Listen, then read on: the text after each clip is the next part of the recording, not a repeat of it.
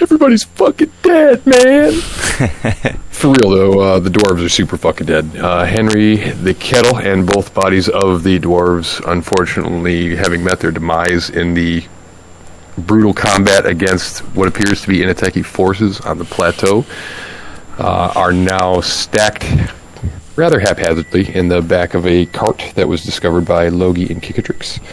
The group stands around the cart in self-same rain, surrounded by the largely dilapidated, dilapidated's not the right word, intentionally destroyed, unkept? No, I would suggest like a lazy owner. This is like vandalized more. Vandalized would be the word. Ransacked. Yeah. That's the word. With the exception of the one house to the south of where you guys currently are, that is noteworthy because its windows are still intact. The stairs back down the plateau are to the northeast of your current location. There is a tower rising from the tip of the plateau to the northwest of your location. There is also a path that leads that way. It would be located here, pinging it. And to the southwest is the road leads away from the square that you guys are currently inhabiting and leads into a large gate that appears to be attached to sandstone walls with the same kind of red tiling on them. They stand about 10 feet tall. You're unable to tell the width of them from your current location, which is probably 150, 200 yards from it. You can see what you assume to be the Legate's villa rising up from behind the walls. It's constructed of that same sandstone, so it's kind of difficult to tell, like the switch in like the height from like the buildings, how far the buildings might be behind the wall, given the current perspective and rain conditions you guys are dealing with currently. To Logie and Logie alone, there appears to be faint tracery, kind of spread across the gate itself. You would be unable to tell any more about this from your current distance. I'm going to kick it over to you guys. You are standing in this square surrounded by dead lizard folk. And you have a cart with 2 dead dwarves and a creepy priest in it. What do you mean by tracery? Like magic or... You ever have like a sparkler and like you write words in the air with it? Yeah, okay. Kind of like that. Okay. Like that weird after image. Only Logie can see that. Okay, got it. Correct. Okie doke. Well, that sucked. Midian says. We got 2 options as far as I can see it. We can continue down to the Legate and tell him we took care of his Inateki problem, or we can saddle up and get these bodies back. Maybe Stickatrist looks steps forward from the cart and suggesting that, well, we've already killed them once. If we leave, are they going to come back? Because if so, we should go tell him that we took care of his little problem, like Midian suggested. Yeah.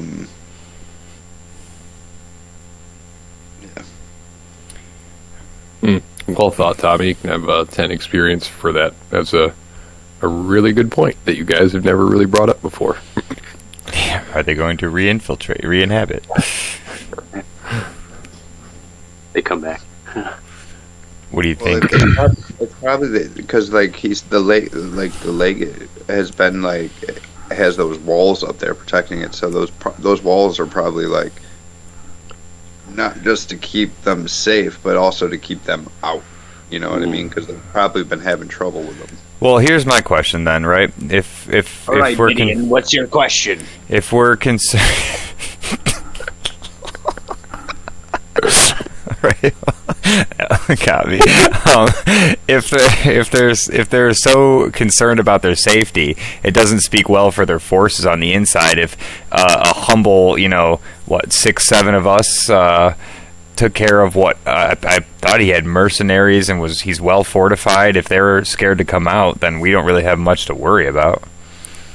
We obviously don't know this, but maybe if I took a nap before we went in there, but I'm pretty tired on the tired front. Tired on the tired front. Got it. AKA, I have no spells left. Yeah. Coming from Mitral and like dealt with the system of government for quite a while, you would all kind of know that it's not uncommon for like the home of the legate of any city to be relatively fortified. It's like even like an old school city hall, right? Like they were built squat, and thick, and defensible in case shit attacked, right? It was like kind of a retreat point. So this is Midian Freeball and thinking out loud here. It's kind of, I'm kind of under the assumption here that they don't come and go much, is the fact that, these houses, as far as I can tell, look, not like recently ransacked as far as I can tell. I mean, they would have had time to go through everything and set up positions and hoard stuff into places. So there must not be a lot of traffic coming in and out of the legates.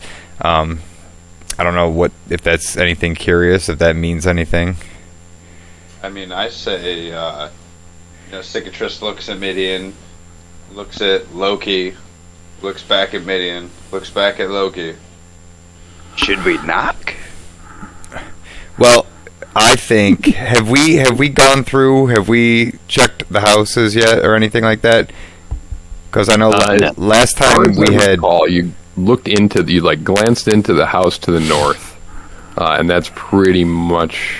I think shortly thereafter was I got a flask of oil and 2 curtains. That's right. So Tommy has gone into the house to the north, and like those small things were discovered, but nothing of like value or use. I suppose. So we check the. So we check the. So we check the house that looks relatively taken care of, and if we want, we can take a quick peek through the rest of the houses. Assuming, most of the threat is gone, we might stumble into 1 or 2 more maybe, but I imagine that all the Intertechie are dealt with. Mm-hmm. Logi, looking at Stranu's shield, and picks it up and looks at Cicatrix and Midian. I agree we should also look around in that house that looks not raided. I like that you casually stole a dead dwarf's shield in that. Right. Wait, let me raise my AC by 2. Yeah, boy. It's a riot shield. We got to kick that door in. Well, let's find out if it had like an emblem or some shit on it. To be correct, this is the house that looks relatively good. No, sir. South house. This house. Okay. Yep. Got it. Okay. Okay.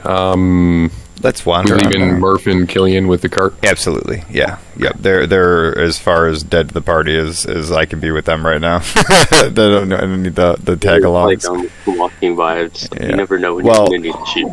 Yeah. I mean, Henry's unconscious, so we should keep him a little bit safe. What am I looking for here, boys? Actually, before I do that, do I put that as in the item names here? Hold on, let me look. Yes, that's probably where I would put it, as the shield. And then the check mark will equip it, which means it'll count things like weight. You search 5e shield, D&D 5e shield, and it should give you all the relevant shit for it. Where the fuck is your armor class on this goddamn sheet? Your armor class would now be 15 with the shield equipped. If you don't have it equipped, please be honest and let me know that it's 13, but otherwise I'm going to go with what's on the sheet. Okay, the house. We're searching the house. The door opens easily, actually. It does appear from looking inside of it from outside that the house has been... The external part of it is relatively undestroyed, but the interior, like the room that the door enters into, looks like almost like a bear had gotten into the house and just been rolling around. You know what I mean? The furniture in the front room has just been, it's like kindling. It's just sticks. But through like the entrance on the other side of the room, you can actually see that like a large, like a wooden trestle table has been pushed up against one wall. And on that table are several large, like, burlap sacks, and there is a small chest sitting there as well. Can I roll a perception or investigation? I'm sure it's perception for, like, any kind of traps or anything that might be, like... You certainly can, yeah. Midian. Do you not... I think just perception for that. I have OSE on the brain, so I was gonna say because I got to like relearn 5e here. Real my investigation is way better than my perception, so but I think perception is like noticing traps and stuff. I would say that like to look at the room at large, perception. To look at a specific part of the room or for something specific, investigation. So I would say how I think we should do this is perception first. If there were a trap there and you rolled well enough on it, I would let you know that there was a trap there and probably where it was. And then you could use investigation to determine, like, if you could figure out how to disarm it, essentially. Got it. You being a thief, I know that you have thieves' tools, so it like that's what we'll use to predominantly disarm it. But don't I have disarm kits? If you were like checking a door or a chest, for instance, for traps, we would use investigation then, because essentially your scope of focus is narrowed, right? Right. I was more. That's why, because I was more leaning towards like the door area and stuff, like the front door. Yeah. You can. I'm gonna give you a little DM info on this, though. Like, you did see the Inateki just like rush out and come at you. That was in the back of my mind. Out of it. You know what I mean? I'll just perception it. How's that sound? But, yeah, that's good. But good thinking, though. That's the way to think. For sure. Well, it's not good. You were under the impression that there are no traps in there. I'm gonna go with my gut on this. All right. Well, I'll be the first idiot. Foot in the door. Idiots. Love it. And nothing happens. Okay. You successfully enter the house. That's a good idea. Well, you gotta speak up there. Your microphone was quiet. Said it 3 times. I didn't hear you at all, Tommy. I'm sorry. Me neither. Are you using your boom mic, or what are you on? On my phone. I hate it.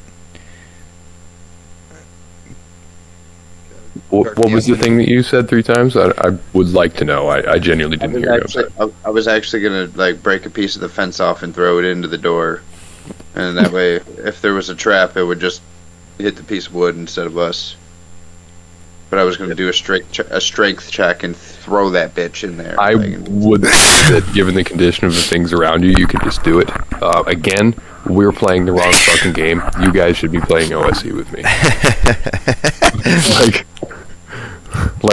You just, if you want to do something like that in OSE, you just fucking do it.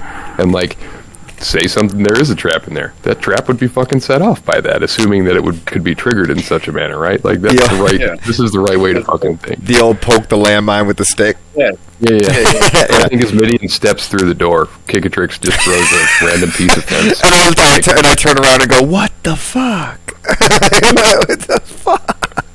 As this broken piece of fence post it bounces off the floor next to me. Like, he's like, sorry. Sorry. You didn't hear me. I said it 3 times.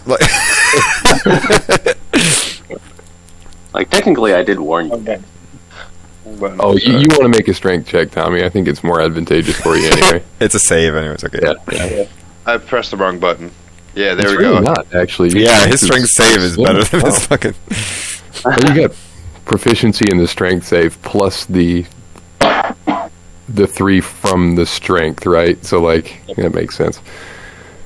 No traps go off. Nothing horrible jumps out at you guys. You successfully enter the whatever the fuck this building is called, house, and are free to check out the shit. I'll see. I'm going to start just rifling through these burlap sacks and chest over here. I'm going to start with the chest and just start putting things in my pockets.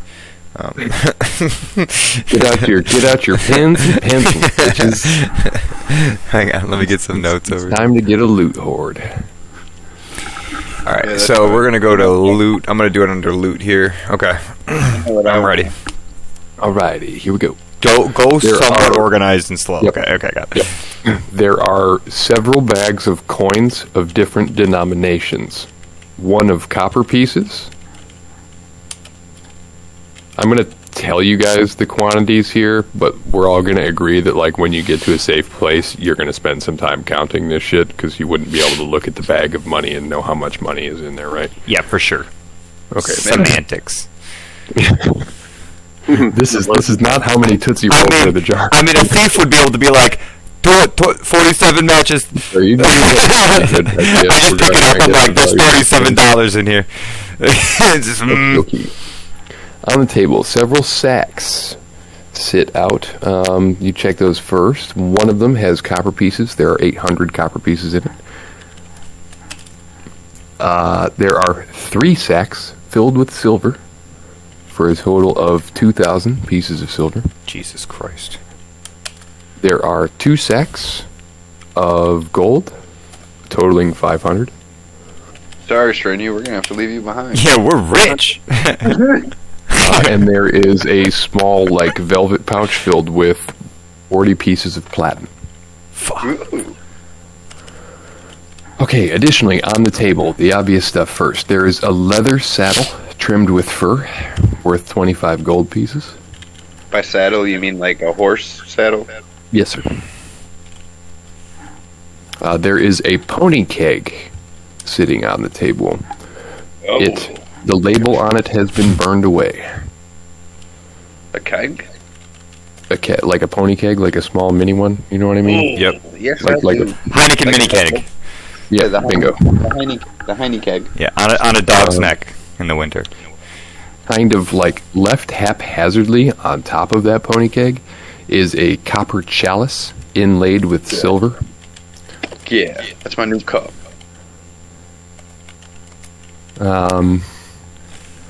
Kind of under the table is. Let's roll here. Do these have values with them, like the leather saddle did, or? What are we asking? The chalice is worth 25. 25 gold? The keg does not have a label, or I'm sorry, a worth on it, as you fuck. do not know what it's filled with. Oh, that's fine. I'm taking it with me. That's okay. We'll Respect pan that that out. decision. On the floor, underneath the table, is 4 rations worth of, like, iron rations. We're talking, like, hardtack and biscuits kind of thing. And as you kind of, like, toe through that, you actually find a bloodstone cup engraved with arcane runes. I see this personally as like a whiskey tumbler carved out of bloodstone and Hey, look. arcane. Oh, god damn it! Fuck. You better start trying to think of what that says. Yeah, no, hold on a second. Logan's eyes start to fiery glaze over them. Just, He's like, oh no. It's coming to me. I was gonna dig through his neck. Cocksuckers. I even made a comment on this that I needed to fucking look into it at some point, like have it somewhere in my notes. I won't be looking at it right away.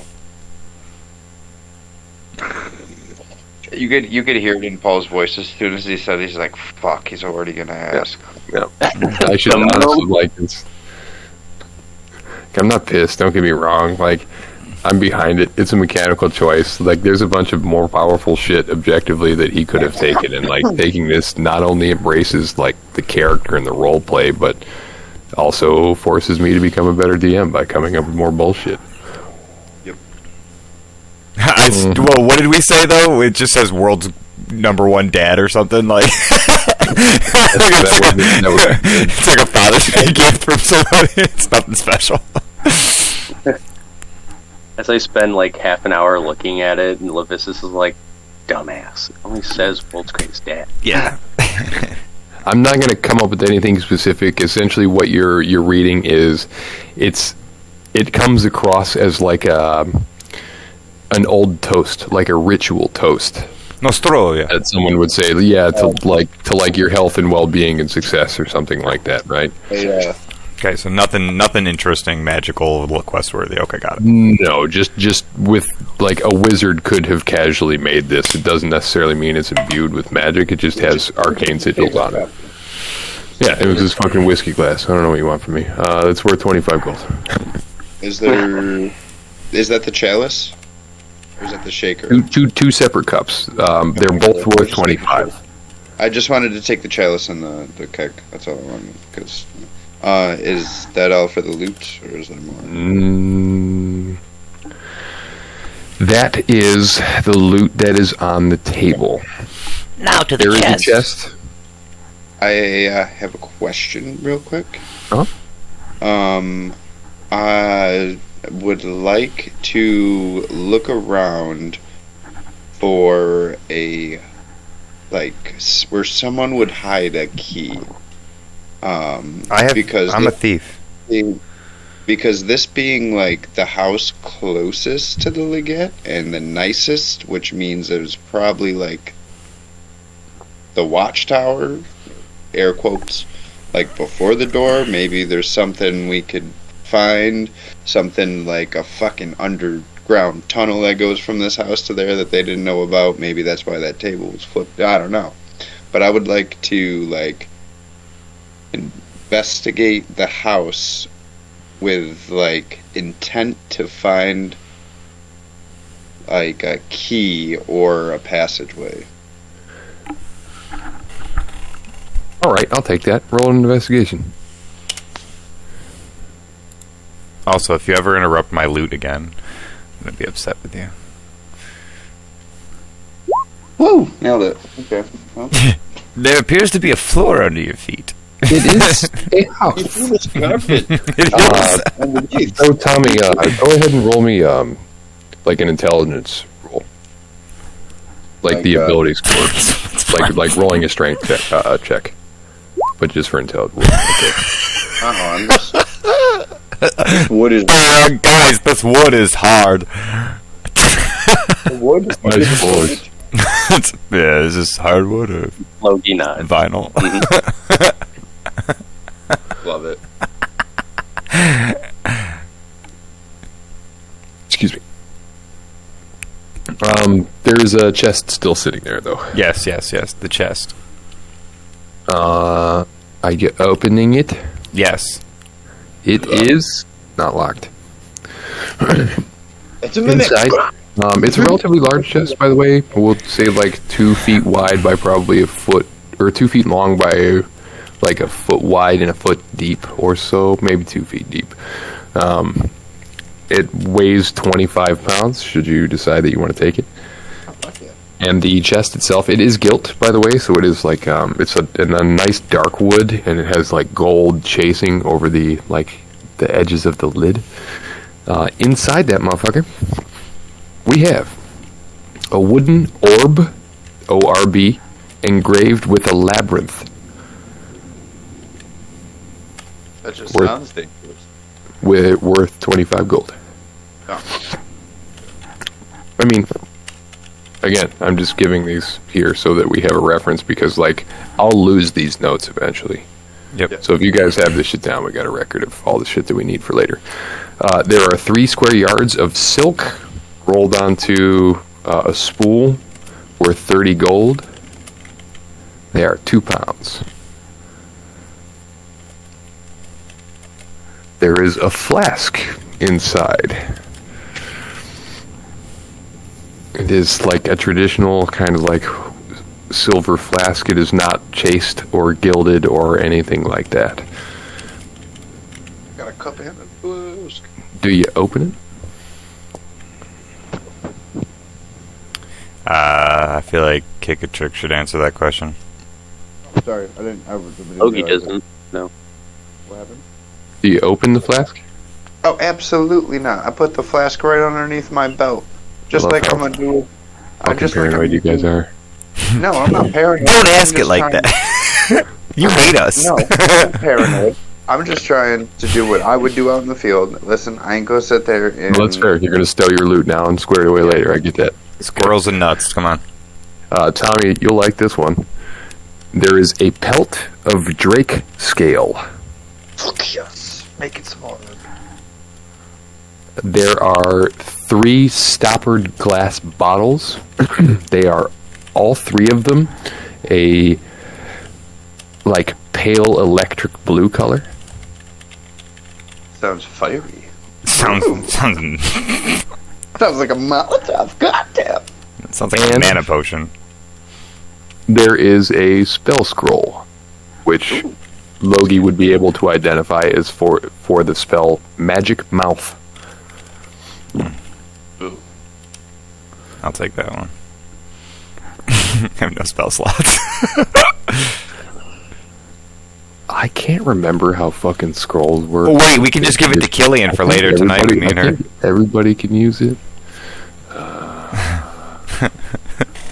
Just ignore that comment.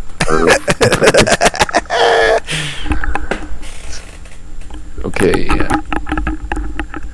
Spell scroll blurs the words of a single spell written in a mystical cipher. If the spell is on your class's spell list, you can read the scroll and cast it without providing any material components. Otherwise, the scroll is unintelligible. Casting the spell by reading the scroll requires the spell's normal casting time. Blah, blah, blah, blah.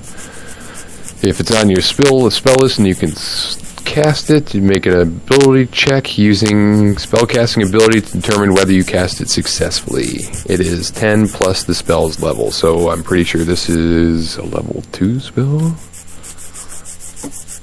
What's the spell?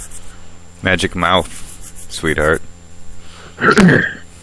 What the fuck is that? It is a second level illusion spell, so someone who could cast it, I believe it's a wizard spell. Bards and wizards can use this, so Killian could indeed take it and use it, even though she doesn't have second level spells yet, as long as she can pass a DC 12 spellcasting check, which should be relatively easy. Now, the dice do as the dice do sometimes, but what Magic Mouth does is you implant a message within an object in range. A message that is uttered when a trigger condition is met. Choose an object that you can see that is not being worn or carried by another creature. Then speak the message, which must be 25 words or less, though it can be delivered over as long as 10 minutes. Finally, determine the circumstance that will trigger the spell to deliver your message. Could you imagine a 2-second thing, like you just wait like 10 minutes? We should. I mean, it's not a bad idea, especially if you know that other people are going to run across something like that. Mm-hmm. Like, you deliver some bullshit in the first, 30 seconds, and then you wait fucking 8 minutes and deliver the rest of it. Poo poo pee pee. Guys, seriously, you need to leave now. Spell on that? That is what is up in that motherfucker. The other thing that you guys got was the hasta, the spear, rather, that fucking Gigatrix currently has on his back. Were we able to tell what that was? Did I do an arcane on that, or no? I saw what it was somehow. I wanted to say Midian was. I got a 19 on that. It was You linked it. You linked it. It is a spear +1. Yeah, if I linked it, then it's what the link is. Okay, so what the link one? It was like the spear of Legion, the Legionnaires spear or some shit. Legionnaires Hasta. Let me. There it is. Okay. Yeah, it was dirty. Okay, so the something that I need to elaborate on here real fast. It's got the special attack brace on it. Yes. If you search that, it's going to get confusing because brace is like a special move for one of the fighter subclasses. I think it's dumb as fuck. Basically, this spear is designed to meet something that's charging at you. You can use it in that manner. What you need to do to brace is that basically it counts as readying an action, right? So you don't get your attack action directly. You're basically setting up an attack action for any time until the next time your turn rolls around. And if something enters a 10-foot range of you, you get to then make your attack whenever that thing enters your space, assuming your next turn hasn't come around. You get advantage on the attack. And which is roll twice and take the higher. You get the +1 to attack on it all the time, regardless, and the critical range is obviously massively increased. So this is designed like to take down fucking horses and horse charge cavalry charges and things like that. You would all know this. You would all recognize this weapon having been from Mithril. This is a very common infantry weapon there. Again, Roman analog, right? Yep. This is not an unfamiliar thing at all. You do know that this is a beautiful weapon. Time and effort was put into this. The shaft itself is very well made. The brass chasing on the brass butt of the weapon is like gilded, not gilded, but like engraved in patterns that look wavy, like the ocean. And the tip of it is black iron and like perfect, flawless head. There is a small or a short, tattered red ribbon tied around the head of the spear. Pretty much as you see it in the image there, but all those people who are listening to this might not be able to see that. So, they could see it. A note here: it does count as a magic weapon, and for magic items in 5th edition, you have to do something that's called attuning to the weapon. So you essentially have to like cuddle it. You have to spend a day with it essentially to like tap into it, and this is so that like learn how to use it. This, that, I got it. Right, Well, you become familiar with it. You go out to the barn and you swing it around and you stab some hay bales, that kind of shit. Okay. Just like any weapon. Yes, yeah. Except for magical items and weapons, it's more of a limitation on like, let's say you guys are trying to climb a wall, right? And you as a ranger happen to have like a ring of dexterity +4 or some shit. The attunement process is essentially to stop you from climbing the wall and then lowering the ring down to the next person on a piece of string so that they then get that same bonus, right? I literally was thinking that. Right, that's why this exists. I don't know if I necessarily agree with it, but it's pretty hard-coded into 5th edition. And I do think that kind of thing needs to be balanced to a certain degree. So that we're just going to roll with that. That being said, you still get the +1 when you use it. If you didn't attune with a magical item, would it just be a spear? Just operates as a spear. Okay, yeah. that's so currently until you attune with it, it operates as a spear +1. So that's cool. All right. So, what you don't get is like the critical expansion essentially until you're attuned to it. Until you can still brace it. You can still get the +1 to attacks with it. You do not get the increased critical range yet. So I just have to become completely obsessive with this fucking. You just like don't let it out of your sight for a fucking day. Realistically, like you can still use it over the course of that day. Don't get me wrong, right? I got this. Fucking, I know that you do, buddy. This magic's gonna love me, baby. All right, so.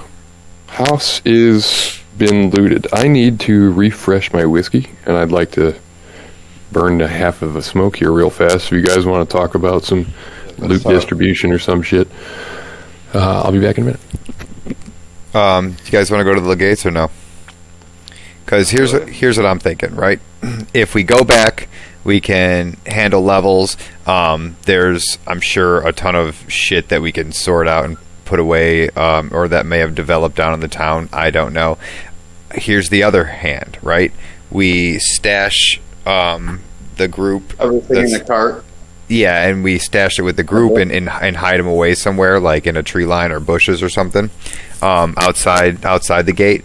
And I'm not saying I want to get rid of all this loot, but we have a lot of bartering chips right here with us right now. Like we have 800 copper, 2,000 silver, 50 gold and 40 platinum. If you do the monetary I'll say condensing on that, as far as inventory goes, 10 copper pieces equals 1 silver. Okay, so we have another 80 silver. 5 silver equals 1 electrum, which is like a weird type of currency. Also, we got 10 silver pieces equals 1 gold. So just the fucking silver alone, that's 200 gold. On top of the 500 gold that we already have, plus 40 platinum. The platinum on that is, where is it? 10 gold is 1 platinum. So for having 800, that's another 80 fucking platinum. Like, I have an idea, right? We pay him. Because I can get those. I might be able to get those notes from him through persuasion. I have a really good persuasion ability. All right, now hear me out. Ready? We get him, and we pay the dude in the platinum, right? It's probably going to be his anyways. And what we should do is not say anything about it until he brings it up. I agree. Anything about anything. But here's okay. So this is where I hear you there, and this is the concern that I have. Right, totally based in where you're coming from. I would like to let him know that we took care of his Inateki problem. We do not need to let him know. We do not need to let him know that we looted this bitch. Yeah, be like, hey, I don't know what. I wouldn't even tell him we went in there. Because we can leave everything in the cart, right? And then tuck the cart away. And tuck the cart away. Leave Killian and Murph around it, and then I'll hand Murph my cleavers. We'll give him a wink and you know what? He's a rogue, which means he knows thieves can't. So I'll let him know that he's going to get a little bit more of the cut. Perfect. You know what I mean? Like I can thieves can't him like a you get a little more. I won't even say anything to him. I'll just hand him my fucking cleavers because now I have the fucking spear on my back. So, you know. Well, yeah. I would like to eventually, because once I go swashbuckler here, I am going to be a pretty heavily melee class. I can still range all day. My shortbow skill is very proficient. I also, being a half elf or drow or something. Back to this priority thing we're doing here. We're tucking all the shit in the bush, correct? I think we should hide it. Yeah, I think we should hide it not like. I don't know. We got to find a good spot to tuck them away where they're going to be fine. Closer. Yeah, close. I would like to do it closer to the villa if we could, only because if they're down by the path and something happens, it takes us longer to get to them. Because like the other option is, we can go all voice. Like we can try to talk. I mean, I have no persuasion. I have really good persuasion. If you guys want to, well, Logie, what's your persuasion and shit like that at? Where's persuasion? His charisma is like minimum +4. Yeah, charisma is actually a good way to go with that. If he's trained in it, he's probably got at least a 6. I do want to. Intimidation's +7. Persuasion. I have intimidation, but I don't think that's going to work in a military setting. Last resort, it's always a good way to try it. Yeah, obviously. Like if it's all fucking bottoms up. I do think we should put everything in the cart like that we found in there. You know what I mean? Tuck on what you want. The lizard folk with this killed the fucking Straney with the spear. So I have this spear. And we won't say anything about the loot that we found. We'll tell them we took care of the Inateki problem. And you know, we can be like, oh look, we took this off their boss or whatever, fucking blah da da da da, like just like banging on the ground. And now here's the other Oh my, hold on. Are there? Continue. I got my own thing brain going. Are there any other carts around, or was that the only cart? That was the only cart in view. Could we possibly look around for another cart? Certainly can. Where would you like to look? I'm gonna try, I guess, over. Oh, okay, better question. How much time are you willing to spend looking? I mean, how is this is one hex? And realistically, it's not even really a hex. I mean, if it takes 10 minutes to slowly walk across the hex, I don't even know. You know what I mean? Like 5 minutes doing a quick like loop around to see if there's any carts. Not even 5 minutes. Yeah. Yeah, 5-minute loop.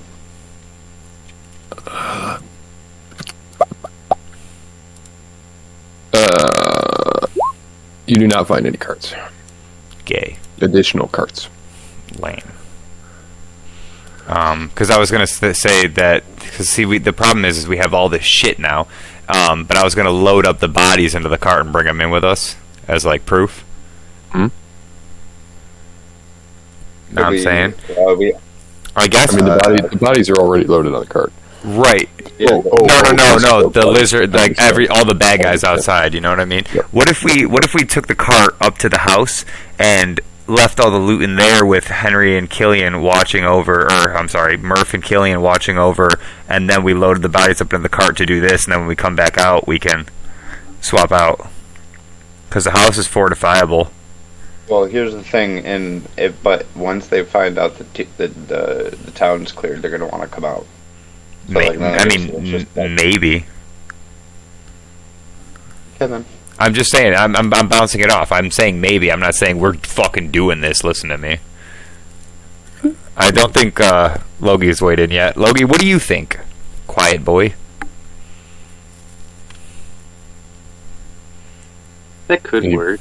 I mean, with the idea of having Murph and Killian watch over our dead and the loot as we bring in the proof of the Inoteki's demise, right? Like, I'm thinking, flat, shock and awe. Like, we stroll in as three fucking beat up wanderers, and they're gonna be like, yo, who the fuck are these people? We stroll in with a cart of their dead enemies. Hey, I know who I fucking like a lot more than just three random people.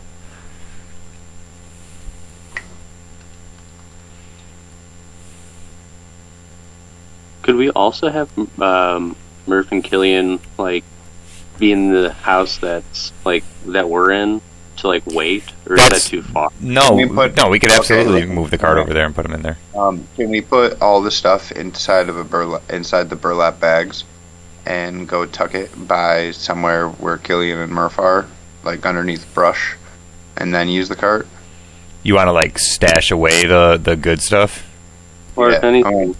I want to stash away anything that came from them. How thick, thick is this foliage?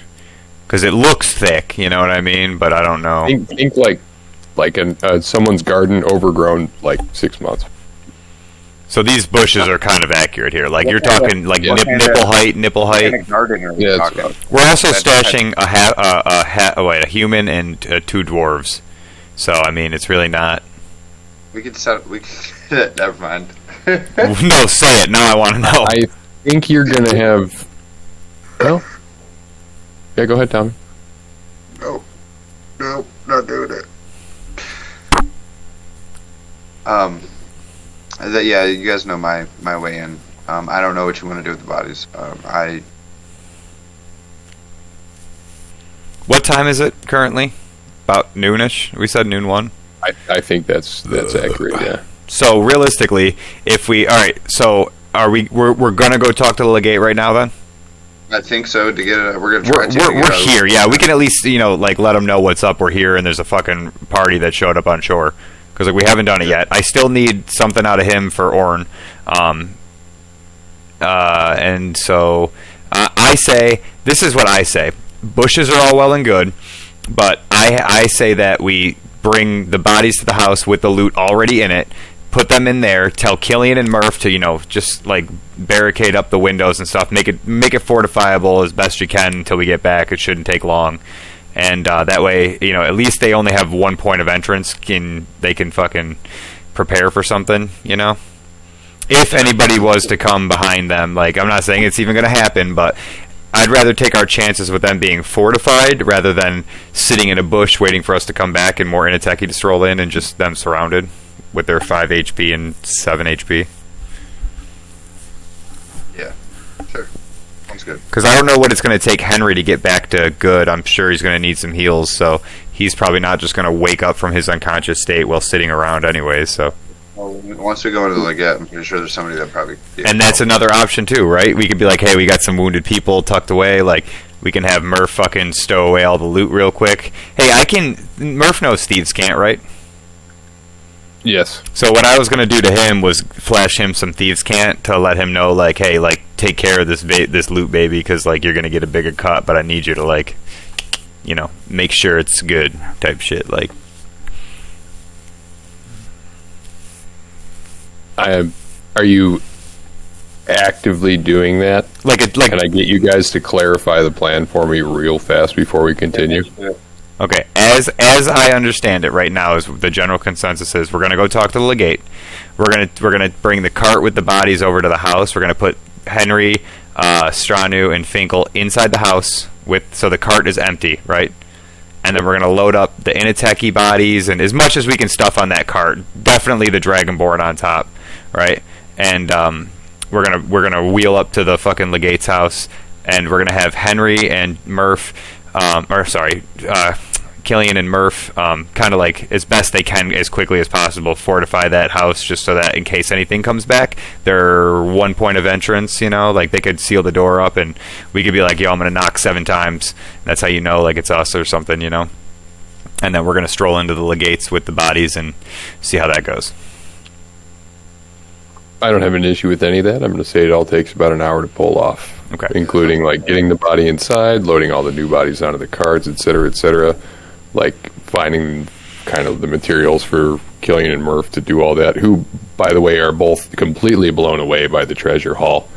You can literally see Murph salivating at the mouth. That's why I was going to give him a little thieves' cant, like, just keep an eye on it, and I'll make sure you get some extra gold. All right, buddy. I would like. Hold on a I would second. like to walk. I would like to go up to just Murph and take my 2 little cleavers off my chest and just present them to him without saying a single word. I don't know if he's proficient with cleavers, though. Like they might be the size of him. I think we basically ruled it as a short sword, and he would in fact be proficient with short swords. Yeah. Wait, am I proficient with short swords? You are, yeah. I might want to take those fucking short swords because I'm a swashbuckler now. You can have them for now, okay? We'll leave it at that. Tommy, I'm cool with shillelagh being used on the spear. That's no issue at all. Essentially, what you're doing with it is increasing its damage from a D6 to a D8, which is not insignificant, and you can use your spellcasting ability instead of a strength. Therefore, I don't know if that's necessarily better for you or not. Can he also use strength, or does it have to be spellcasting? It's one or the other. Yeah, I think his strength. If he casts the spell, it's his spellcasting modifier or spellcasting ability, Okay. which I actually, that gets into some. You're proficient with it one way or another, so that's your +2, right? So you've got the strength on it because it's a spear, assuming you're not throwing it. That gives you a base +5 on the attacks with it. Your wisdom is 2. Where the fuck is your spellcasting shit? Did you add his druid in yet or no? Because he might not have it. No, you guys haven't gotten to that point. Yeah. He still has spellcasting shit because he is a 2nd level druid. Or, I'm sorry, ranger. Right, but he your wouldn't. spellcasting ability is you're actually you're essentially, well, it's a +1 spear in the first place. Okay, so the difference here, you cast shillelagh on it. I don't have a problem in the world with that. I do think that a spear essentially can function like a fucking quarterstaff. They are the same damage dice, a spear and a quarterstaff. So for me, it's not an issue. What you're doing when you cast shillelagh on it is you are increasing that damage dice from a D6 to a D8, an obvious upgrade. And you're taking, for that, basically a -1 to your attacks because you're proficient with it either way, whether it's your spellcasting or it's like just a base martial attack, right? You're proficient with both, so you get the +2 from that. When you're using just your strength, you're going to get that additional 3 to it, so you're attacking at a +5, which will actually be a +6 because it's a spear +1, right? So, base attack with it, +6 for 1d6 damage. You cast shillelagh on the motherfucker. You're now using your spellcasting shit. You're proficient with that, so +2, and your wisdom bonus is +2 for a total of 4. Still a +1 spear, so you're at a +5 to hit with a D8 weapon as opposed to the +6 with the D6. Savvy? Yep. Yeah. But his shillelagh is just a bonus action cantrip, right? It is indeed. Yeah. Okay. So that's like vicious mockery or something. That is a free thing you can do as long as you haven't used up your bonus action. You can use that cantrip and. It's really nice. What's the word I want? Synergy here, because as a bonus action, you could cast shillelagh on it, and then you could use the brace to ready your action to essentially then attack with advantage with a D8 instead of a D6. And like realistically, it's the difference between a +5 and a +6. But when you have advantage, it's not really a huge game breaker in any way, shape, or form. I think it's great synergy and a good idea, and I don't have any issue with it at all. Yeah. And I finished my thingy too for the copy of 6 tricks. I picked my spells, just so you know. Oh, cool. Okay. When we are done with the session tonight, I'll go back through and I'll add the spear into your attacks, and then I'll add Shillelagh spear into your attacks. But I'll probably do it on the updated sheet because you guys will hit a safe pace, and we can do that. I don't plan on doing any of that until we get back to base, anyways. But like, we would just have a question. Keep it in your mind because decent chance I'll fucking forget. So. I will. Believe me. Cool. I have plans. They're good plans too. You put some thought into this shit. The Drake pelt, by the way, is like. Yeah, I'm excited about that. Yeah, I don't necessarily have dimensions for you on that, so you let me know what you'd like to do, and we'll try and determine if you've got enough material. Yeah. Okay. Okay, so an hour has passed. It is 1 p.m. in the afternoon. It is still raining. It's kind of foggy out, but the fog is very much from like heat rising off of plants, evaporation kind of shit down in, below you guys. So relatively clear where you are, but like the city is very hazy as a result of this. If you were to like walk to the edge and look down, the bodies of Stranu and Finkel have been moved into the house, as well as the unconscious form of Henry the Creepy Kettle. Murph and Killian are both inside and are well on the way towards fortifying some of the windows, like planks on the inside of that motherfucker's furniture up against shit, making it generally difficult. Murph keeps glancing at the huge pile of fucking treasure as all of this is going on. Killian doesn't seem impressed by it. Definitely getting some rich girl vibes.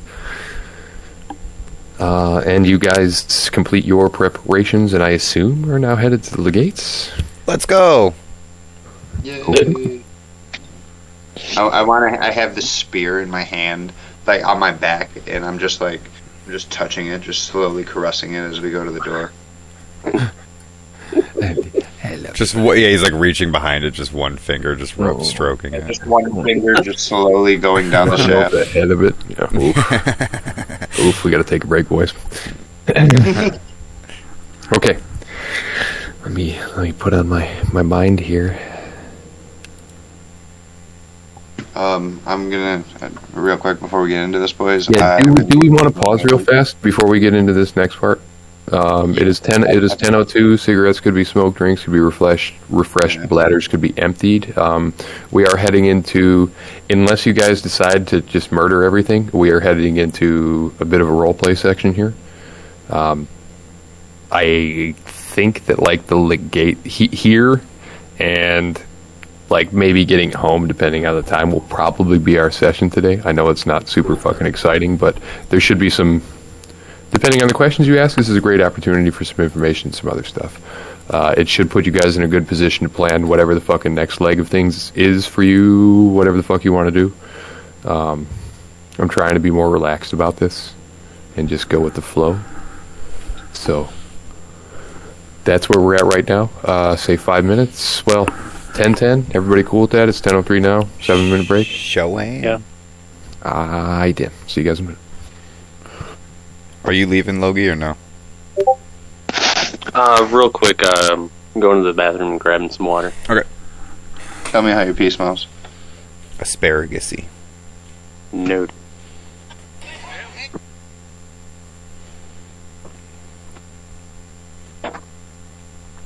I think with Logie's charisma and my persuasion, we should have a pretty good shot here.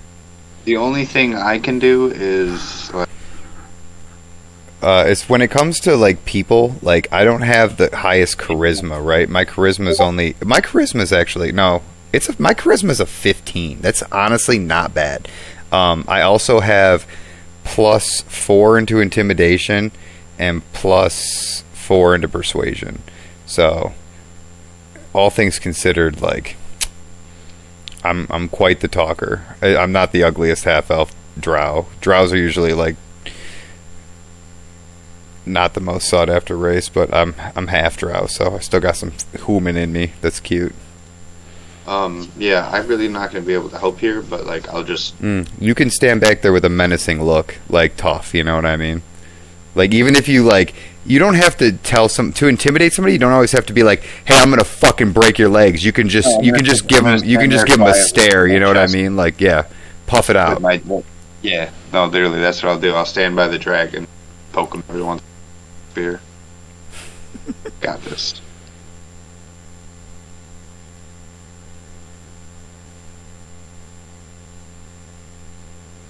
Grab the Dragonborn's bottom jowl and just, I'm so tough, not so more. You know, I gotta keep it going. Since we did that one dance with him. What? Remember how we did that dance with him when everybody was coming to this fucking... Oh, yeah, dance, yeah. Okay, I'm back. I was just gonna say, for the most part here, with your good looks, and I don't know what your persuasion is with your charisma. It's probably pretty good. Give me a statistic. +5. Okay, so yours is one higher than mine too. So for the most part, Tommy's not really going to be well versed in the talking aspect of shit.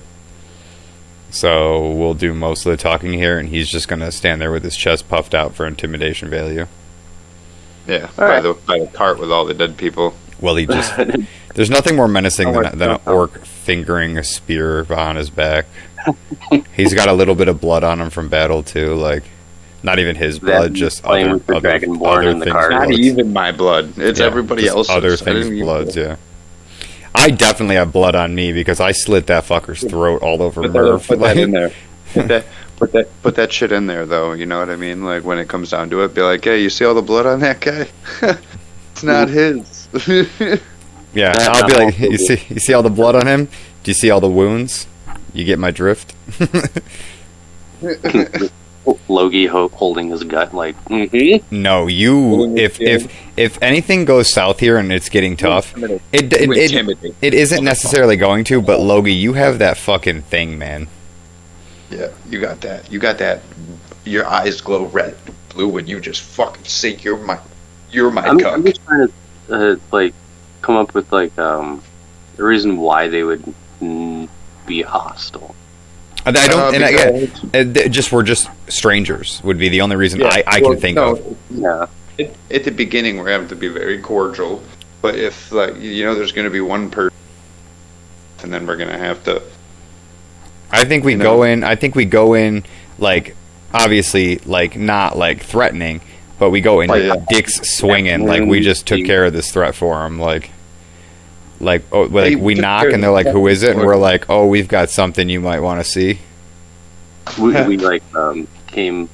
I would just say we took care of the little problem that you have out there. Well, honestly, we shouldn't open with that. What we should do is when we knock, we should open with they're going to be like, who is it? You know, like I'm imagining there's a slider on the door, like, and he's like slides it open, like, who goes there? And we're going to be like, an emissary from Mitral, a recent emissary from Mitral. We know the Legate lives here.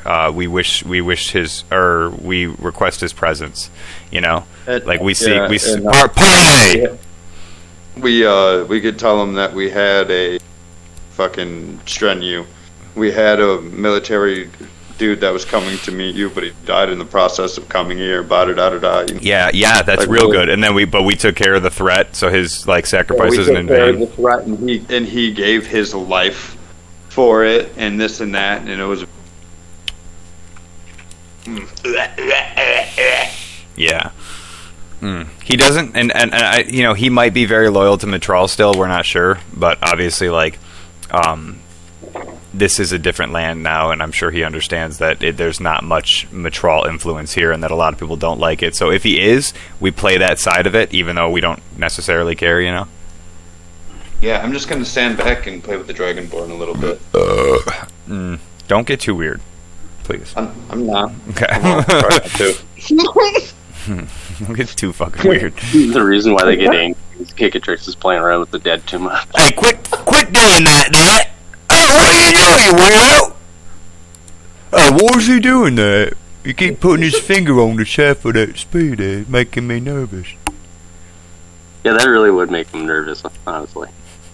I mean, it's not something I wouldn't see an orc doing, you know what I mean? Also, like, drows and orcs and tieflings are not the most, like... I'm assuming most of these people are human. I don't know what's inside the gate, but if they're government Mitral, they're probably human. They don't really like halves, and they don't really like... Nobody really likes anything from the Underdark, which was where half of me comes from. Also, I'm wearing a fucking mask over my face at all times. So, like... none of you guys have even seen my face yet. Like, remember this. Like, it's a stinky mask. I've seen your face. No, you haven't. Yes, I have. When? Monday through Friday, bitch. Bitch, you stupid. Boy, you stupid. You stupid. Girl, you dumb. But I do believe that is how we should handle it. Yeah. I think Logie should do the talking though. Yeah. You do have one higher on me than most of that shit there. Anyways, I mean, I'll chime in.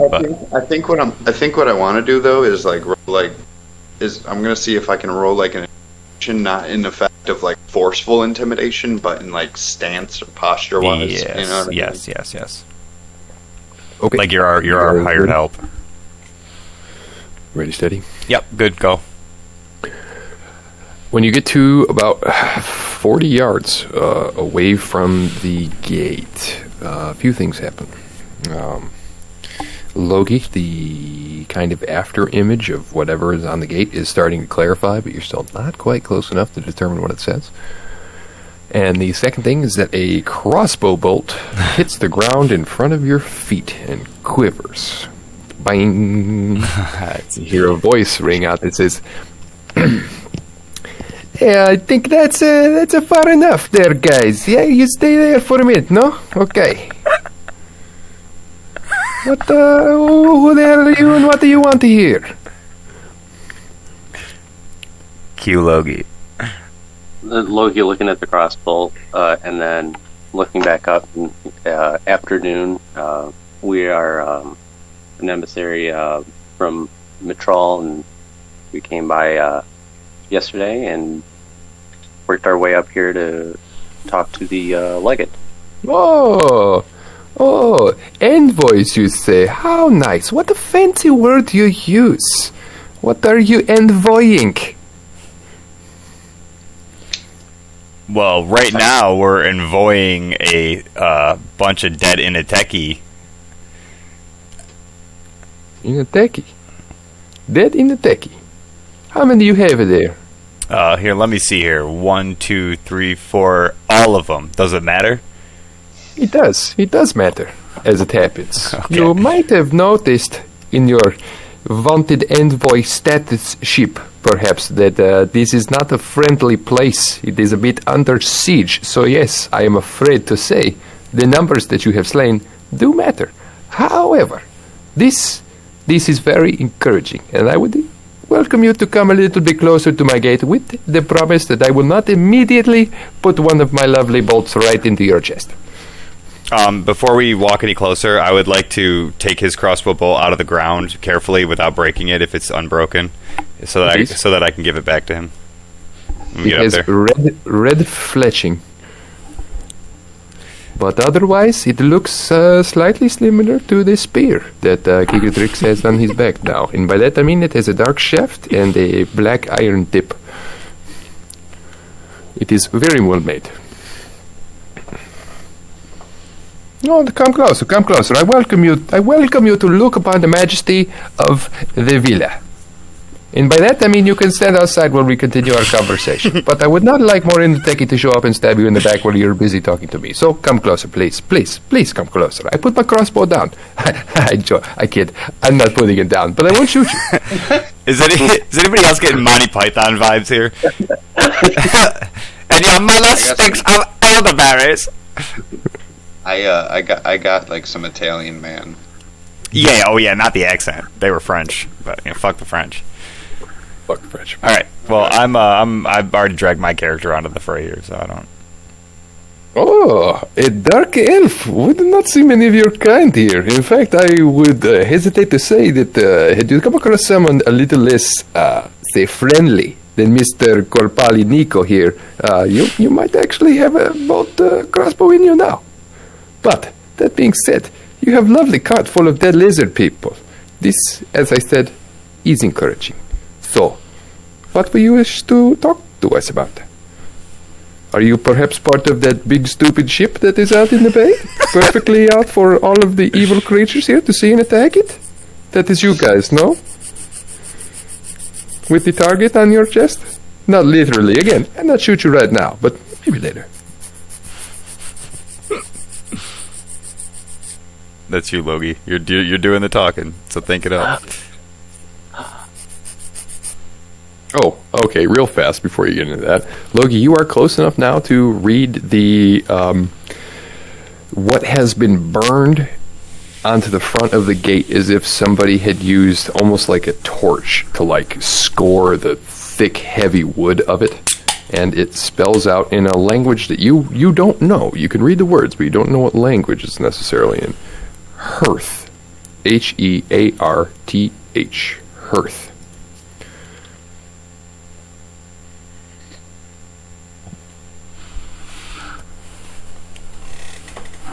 Hearth. I can see you are admiring my lovely gate here. I tell you this truthfully. I tell you this for free. This is my gate. I watch over it. It's my job, you see? Now my friend over there, and you obviously can't see where he's pointing because he's like behind a crenellation. Like there's not necessarily a tower, like there's slits in the wall at like the 8-foot mark. If any of you have been into similar structures back in Mitral, you would know that it's pretty common to have a firing step behind here because, again, this is set up as a defensive installation, right? You see essentially these firing slits on either side of the gate, and the voice of Corpali Nico is emanating from the one stage left.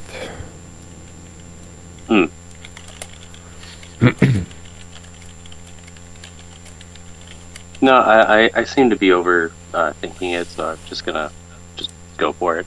And knowing like Logie, he's like not socially there, so he's honest and that ship down there. Yes, it is. Well, what wonderful news for you. You will note, however, that we are still largely trapped within the villa, so excuse me for not being excited for you. What do you mean trapped? I mean, have you been into the city, my friend? I have an entire complex here full of citizens who do not know their asses from a hole in wall, I think is how you say in the New World, no? So, forgive me for being a little stressed out by the current situation, but, No, all that's understandable. We have definitely been through the city, at least a good chunk that's closest to you here, and it's largely cleared out now. When you say cleared out, what do you mean? I mean that we've slowly been offloading the denizens of our ship, and we've been kind of reconstructing a couple of the warehouses down there into barracks and food stores, and we've definitely taken care of a few more lizardmen than rest here in this cart.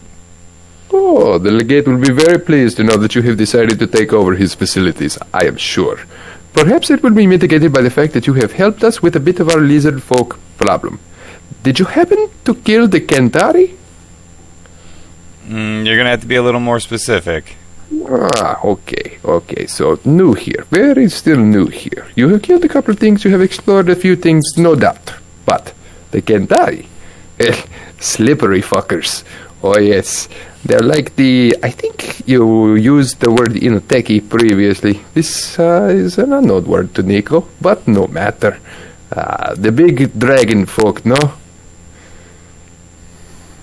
And I point to the cart at the Dragonborn, like this? You see one of the shutters, open more wide. And Cicatrice lifts open, picks Yeah, up the yeah. Dragonborn's hand. Waves to him. And Hello. waves to him.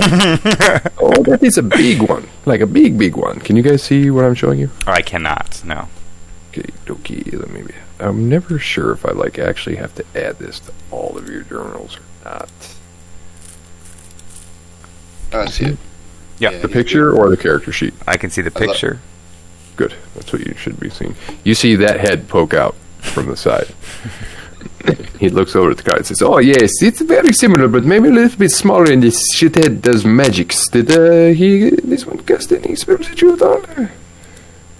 Or just a lot of the yelling and the screaming and the big swinging stuff?" You say cast spells or spears? Yes, magics. Okay, got it. Yeah. I don't think he lived long enough to even try that. Ah, well, then may I suggest you either go and kill him, or go home, or perhaps you can convince me to let you in here. I don't know yet. Can we sidebar here real fast and like kind of huddle up and talk without him listening? No, of course. You take a couple of moments. You guys take it maybe 10 steps back and you have a little quiet conversation between yourselves. Nico promises he's a non-normal guy. He will not listen. What do you guys think? We try a little bribery? You're really bad at whispering. No, I'm whispering. You can't hear that good, Nico. Okay, I'm sorry. I just, He closes the shutter on the window. you see his ear pressed up against it though. They're like a knot, like small horn in it. I asked you guys a question. Yeah. Yeah, If the bribe. Yeah, I think we should bribe him just to go talk to, see if he can, we'll go talk, bring, like, somebody that will get us and connect with the Legate. That and, like, if the bribe goes south, we could just say that we're clearly not well versed in, like, what's really going on. We have some ideas, but that's why we, like, came to the Legate. Hear me out. It also too, if the bribery doesn't go our way, we could always retry the signet ring thing with some forgery or the whatever, and come back with like we should someone tell him about else. Strain You. Oh yeah. We didn't even mention Strain You. Yeah. Yeah. Again, like, things start to go south, like, we can just go. We do have things to take care of. Yeah, I'm not going to try to force my way into this. I think that's a good idea. All right, so lead with Strain You was on his way to meet here with the Legate, but he has since passed away. And if that doesn't go, we could do the bribe, or just showing that, like, we have a lack of money in the land. Say what? We could ask him how all the other citizens got in there. Did the other citizens pay to get in? I think this is the village of the nobles. If I'm, how like it was like a really rich area. Well, that's what I'm saying. Did they pay to get in there? I don't think that's what it takes. What I'm saying is, I don't think that. Again, I'm speculating here. I don't know. I don't think they paid to get in. I think they're already wealthy. You know what I mean? Like, they were all in the same group. They probably just boarded themselves up in there like royalty does. Like, in terms of royalty, first come, first served. Yeah, or just no peasants more than anything.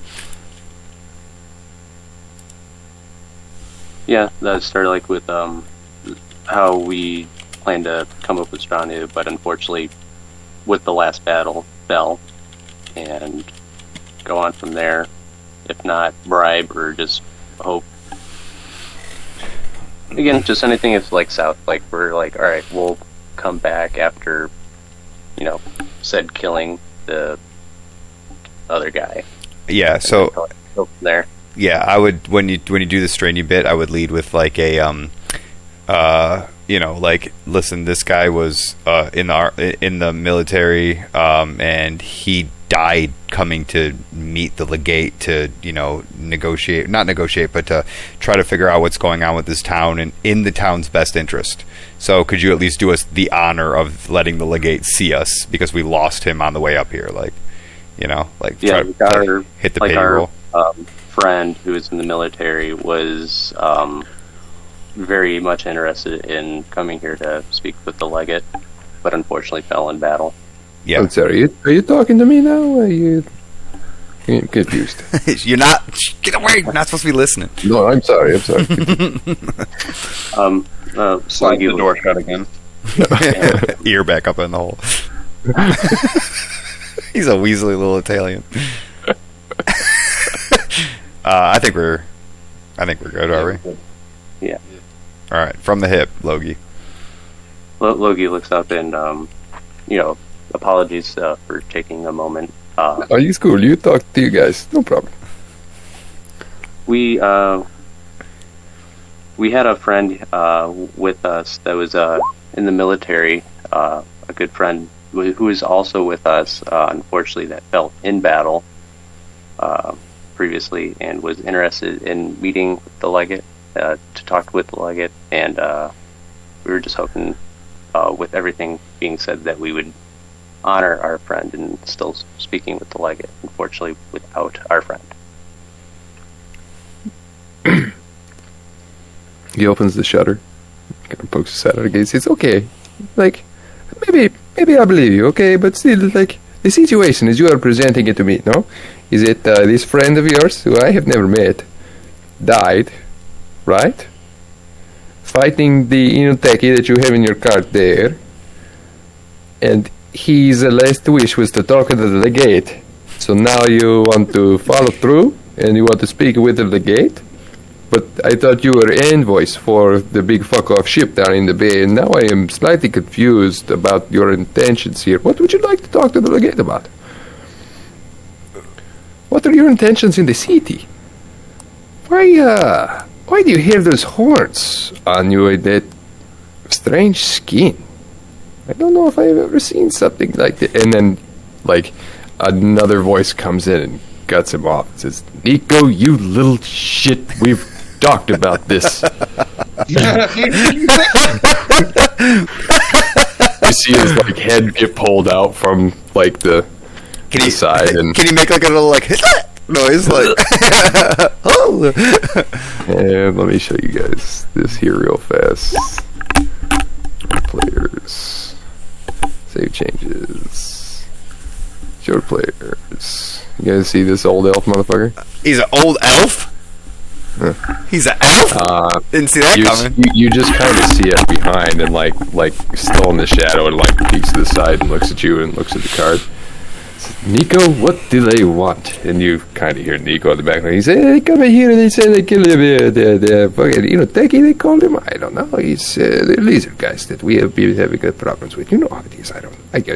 They don't know who they are. They say they're from the big fuck-off ship down there, but they are envoys, and they have a friend who is in the military who wanted to talk to you.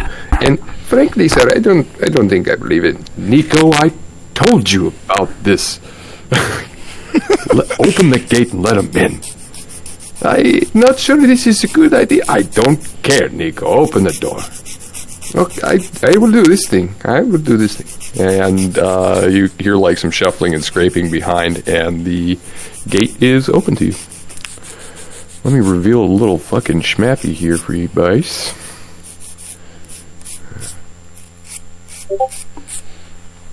They changed the user interface. I don't know if you guys had noticed on the left. It's a little less, like, we don't have nearly as much stuff as you do, but it's like all the way over and streamlined, I've noticed. I don't hate it. I just haven't fucked with it at all yet. You can probably see out through there too. I think that's probably a fair assumption. The door opens, the words "hearth" getting split like right down the middle. And they push out towards you, causing you all to maybe step back a little bit. And you see into the first room, which appears to be very well put together, still all sandstone, but the walls have been painted and they have they're frescoed. And there is a fountain in the center of the room, though it is currently dry. It is mosaicked along the bottom and alternating white and blue tiles. There are several pillars lining either side of the room, a bench to one side of the dry fountain and a statue to the other side of it, pretty much as you're seeing here in this room. There are 3 individuals in the room. The first one is the Legate, or I guess you wouldn't really know he's the Legate yet, but the old elf dude who popped his head out. And there are 2 soldiers, both armored in similar manners, except what you would assume is the junior soldier has a full faced helmet on, and there is Corbali Nico standing there as well. These guys are wearing, it's very reminiscent of Mitralian armor, like red segmented. Let me see if I can find a good example here on the interwebs. Yep, segmented armor is totally what we're looking at here. You're preaching to the choir with me. I know full well. Look like hauberk over chainmail. These guys are well armored. The scales of their armor is like a pale red, almost enough to like blend into the sandstone hue of the walls around them. Emblazoned on the right breast of each set of armor is what appears to be a bridge with flames coming off of it. They are both holding crossbows, and the crossbows are pointed at you guys, though the Legate like smacks Nico's hand like you would a child who's reaching for candy, and Nico kind of pouts a little bit and lowers his crossbow. Sorry for the rude welcome, gentlemen. We've been having some trying times here on the plateau of late, and Nico gets overzealous, we'll say. A good thing, a very useful thing. When the Inateki, you called them, come calling. The crossbows of the bridge burners are vicious weapons. Let me invite you into my home. And thank you for helping us deal with this small problem on our doorstep. He waves his hand and invites you guys past the gates. I would ask that we not linger here, however. I don't know what threats lurk out there, and it would be irresponsible of me to put the citizens inside at such risk. Oh, well, I'm not one to refuse an offer. I would like to walk over to Nico here and give him his crossbow bolt back and say, here, you're going to need this. Did you spit on it? I did not spit on it. Will you spit on it? Do you want me to? I do, yes. All right. That's why I asked. I'm going to spit on it No, for him. just a tip. Yeah, I'll spit on it, yep. You're a dirty girl, huh? Sure. I sure am. All right. Fucking what? Is this a pond that I just walked through? Yeah. Okay. I see koi fish now. I see koi fish now. It is dry. Okay. let me redo that. Yeah. It's not a very Alrighty. Tom, you coming with us or what? Revealed area here. Can you guys see the courtyard? Yeah, we can. Okay. You are free to walk in. Legate will walk with you. Nico follows a few steps behind, and as you guys leave the the anteroom with the fountain, you see another one of the soldiers rush past to replace Nico at the front gate. Oh! I just moved the whole fucking map. Jesus Christ! Okay. Fucking pain in the Now, ass. did we leave Kikatrix outside? I assume Kikatrix came in with you. I was gonna have him there for the puffed chest, you know. Not that we need to. The Legate leads you into a wide courtyard at the very center of this villa.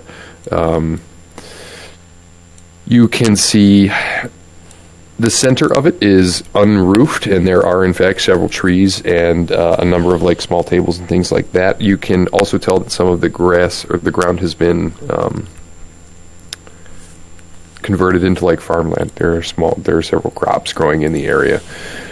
Surrounding the lowered garden are pillars all along either side. You can see a number of individuals kind of moving in the covered section between the pillars and the walls of the courtyard. There is 2 red armored soldiers, much like Nico and his companion in the front gate. And then there is spread around a number of like lightly armored soldiers with sallet helmets. Do you know what those are? They're like the flat-brimmed round ones. They're all just holding spears, and like they have padded jerkins and things like that. It would be safe to assume that this is like some kind of citizen militia. They do not look nearly as well armored or competent as the red armored individuals, of which there are a few. You see a few citizens kind of moving around the edges of the courtyard. However, none of them approach, and they all keep their distance. They all look skinny, but relatively healthy. Other than that, they're obviously not getting as much food as you from casual guests. And this is from the Legate as well. Though this could be attributed to the fact that he's an old elf. They have a tendency to the tall and slender side of things. But no one looks like they're dying of consumption or anything like that in here. The Legate leads you all to a tall standing table. There's a like clay earthenware pitcher on it and several small like wooden glasses surrounding it, and he pours what appears to be clean cooled water into each glass and offers each of you one in turn. Nico does not get one. He frowns a little bit but doesn't say anything. What, Nico said that you were envoys, I'm to understand. I must assume that you are from the Mentralian vessel down in the bay. He drinks first. It all came out of the same pitcher? It all came out of the same pitcher. He poured it in the open. He drinks first. I guess I'll... Watch out. No, I don't, like I said, I'm gonna play this as my character. I'm not gonna play this like some fucking nut job who's metagaming all the time. I'm gonna take a glass and have a sip of it, and then I'm gonna say, yes, our ship came here. We're part of the 3rd expedition. There's a captain down there. Our situation isn't dire, but it's not, fantastic. And we were told that there was a Legate that lived up on the plateau. And that if you have, I guess what I'm trying to say is allies in the midst of fog here is probably better than more enemies, which we seem to have enough of already. He takes a minute to process everything that you have said and takes another drink and then pours a glass for Nico and hands it over to him. Well, I'm sorry that you've had the misfortune of arriving at my lovely city under such bad circumstances. We were attacked several months ago by a large force that caught us sadly unawares. A number of the citizens of the city managed to make it here, and we've been holding out as well as we can, which he kind of gestures around. As you can see, we have green lands and access to water. There's a well in there as well, I should have probably mentioned. But the forces outside the city are, well, frankly, rather beyond us due to unfortunate circumstances the day of the attack. We are, of course, happy to have members of the, did you say 3rd expedition? Dig it. Yes, anybody who wants to roll me an insight check.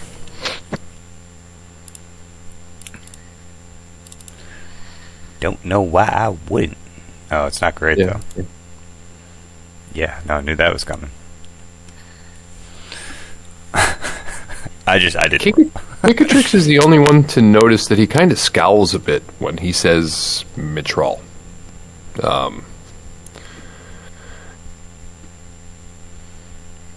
Yeah. Yep. You gonna do anything with that, Tommy? Yeah. Cicatrix is gonna look at Midian and be like, doesn't like him. What do you mean by that, my tall, statuesque half-orc friend? Yeah, none of us are half orcs. Well, that face you made when you said that, it really made it sound like it put a bad taste in your mouth. Now, I'm not one to look a gift Pegasus in the mouth. Your arrival here, I hope, will be fortuitous for me and my people, but I must be honest. We have had no contact with the Empire of Matral. He says this in a very distasteful way. I was getting like a mocking tone, kind of like Yes, the very, great empire of very, very much so. For almost 50 years, and now, in our moment of weakness, a ship just happens to show up. I, again, don't want to check the Pegasus's teeth, but we are not fans of Mitral here. We have been successful due to our own hard work, and the idea that you have arrived to interfere with our city is troubling and distasteful for me. That said, we are in a dire situation, and any help would be appreciated. Cicatrice just continues on and goes, well, I'm here for the skins. I'm not here for much. The hunter, I like that. Yes, you should see. Look at this. And he pulls out the flappy top of the Azteki. He's like, I saved this, and shakes it. He, kind of looks at it closely to figure out what it is, and then, you kind of see his head tilt slightly in confusion. He says, but what are you gonna do with the head fin of a dragon man? Well, that's... Don't mean to seem judgmental, I'm curious. That's for later to be had. I'll show you when I'm done. Sound good? He holds up his hands and says, it's not for me to question a craftsman. I would like to chime in and ask him, were you not yourself part of an expedition at one point? I was, he nods. However, what do you know about the history behind the expeditions, my dark elf friend? Where are you from? Well, I'm from a lot of places, none of which I cared to stay. That's a wonderfully evasive answer. We'll push this no further. I love this guy. He's so accommodating. Clean water, genuine, just, alright, cool. Well, to be honest, we all came here looking for something more, I guess you could say. Not necessarily to push any rule or anybody's ways. We were under the impression that when we arrived here, there was a hustling and bustling city for us to start new lives. He has a small smile of approval on his face as you say this, and then at the very end, it turns down into a frown and says, I couldn't have put it better myself, my dark friend. We came here as... He glances over at Nico, but kind of dismisses him. Nico is human, and relatively young, 20s or 30s, right? It's a fair assumption that he would have been born here, not have been part of the previous expedition. We were something of, how do I put this, political exiles, I suppose. Us in the second expedition, we were a distasteful memory for those who had taken over the rule of Mitral. For many of us, it was not our choice to come here, but I must be honest, we're quite pleased to be here now. We are no longer toil under the yoke of corrupt Mitralian rule. What we do here is egalitarian. Egalitarian? What's the fucking word I want? Egotistical. I've been called that before. I think it's a No, good no, list. my green friend. No, that's not what I mean. Your ego is your business, of course, but no, this is a society built on merit and the ability to achieve the things that you want to do. We came here with very little. The second expedition, everything that you see here, we've built in the last 75 years from our own toil, our own efforts. That is not something accomplished easily, my friends. We Cicatrus most nods in certainly didn't do it with the help of the Metrolian Empire. So, with that in mind, I would, under normal circumstances, be more than happy to accept those such as yourself here. It sounds as if you've come under much the same circumstance. However, I am familiar with the machinations of that Imperial Order, and I have no trust for it. That said, we do have problems within the city. I would be happy to tell you about them, I suppose. Well, happy's the wrong word. I am sorry that we could not present to you the bustling city that you were led to believe. However, I think we can all agree with our experiences with the Metrolian Empire that this should probably come as no surprise. Now, it is a result of unfortunate circumstances here, and dare I say, several betrayals of the highest order that have left us in this position. Would you like to know more? After Paul pours a whiskey. 30 seconds. Yes. I have a question. As He's going away. Don't say.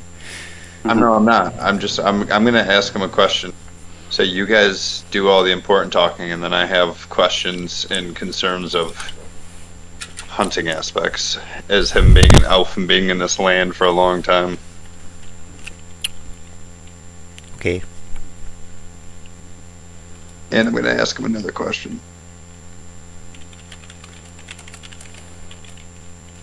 That, and it's kind of nice to know that he's not really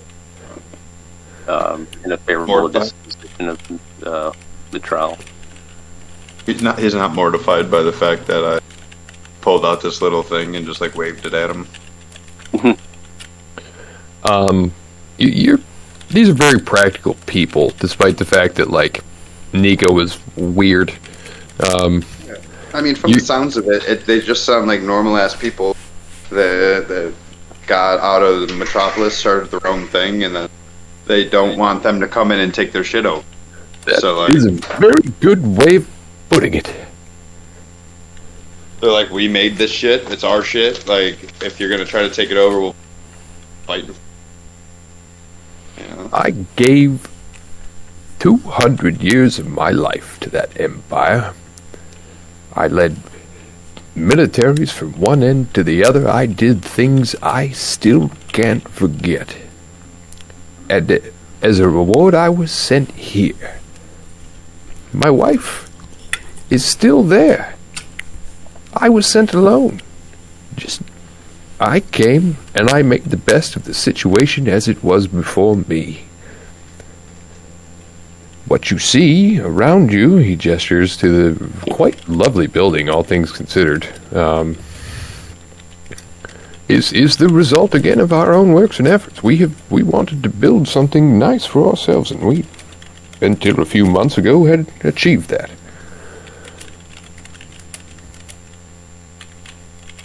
Logie looking around, like after him saying that sentence and really taking it in that they built that all. Impressive. Thank you. So We have a large contingent of dwarfs at one time that dug down into the plateau below, and we've used a lot of that for the construction here. It went faster because we didn't have to transport all the materials up this goddamn plateau. I hate it up here, to be completely honest with you, but the sight lines are unbeatable. So, to the meat of the conversation here, I would like to travel. You said you've been holed up in here for months? Yep. 5 months, Nico? Nico nods. And so these attacks were recent then, or were you dealing with any of these lizard folk or any other threats before the months that you were barricaded in here? Oh, other threats, certainly. This is a wild country, my friend. There are threats innumerable out in the wilds around here. However, the lizard folk are new. Alright, I'm going to drop the voice here a little bit, and I'm going to give you guys a little lowdown here, because it's easier for me that way. Well, no, that's not fun, is it? It's not fun at all. We were betrayed from within a number of months ago. He, kind of takes a breath to, master himself. My oldest son left with much of the city's defense forces to chase a band of druids to the north into the forests there. That same day, we were attacked by these lizard folks in large numbers. They came from the east, and from nowhere we had an undead scourge appear within the city itself. Skeletons or zombies rose from the ground, undead, and just started tearing citizens apart. We panicked. Those who could run, ran. Many made it here. You can see as you're looking around now that more and more citizens have kind of started to flood out, and fill up the pillars. They're all looking at you all curiously. The Legate doesn't seem to notice this. He's very much dialed into the conversation that he's having with you guys, though you can see these numbers slowly increasing as everybody comes to look at you and to listen to the conversation. I now have reason to believe that my older son was bribed by the consortium to take our forces outside of the city. I do not know if the druids are apprehended, if my son is alive, what has happened to these forces. I do know that these Inateki, I think you call them, came into the city and started to slaughter and enslave my citizens. There's, to our knowledge, a large contingent of them up here on the plateau itself, and we've been largely locked within the gates here. Please understand, it's not through lack of bravery. We have maybe 15 fighters who have made it successfully in here, and as much as the citizens would like to help, it would be a massacre were we to try and go up against trained foes with them.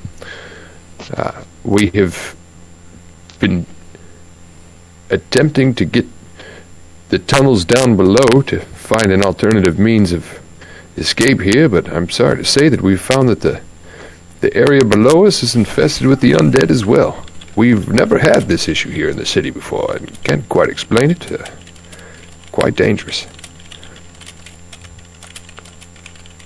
Clowns to the left of us, jokers to the right.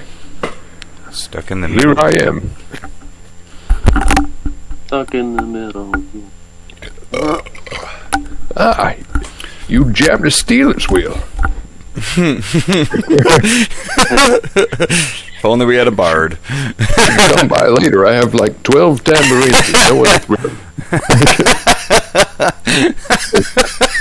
It's all just tambourines.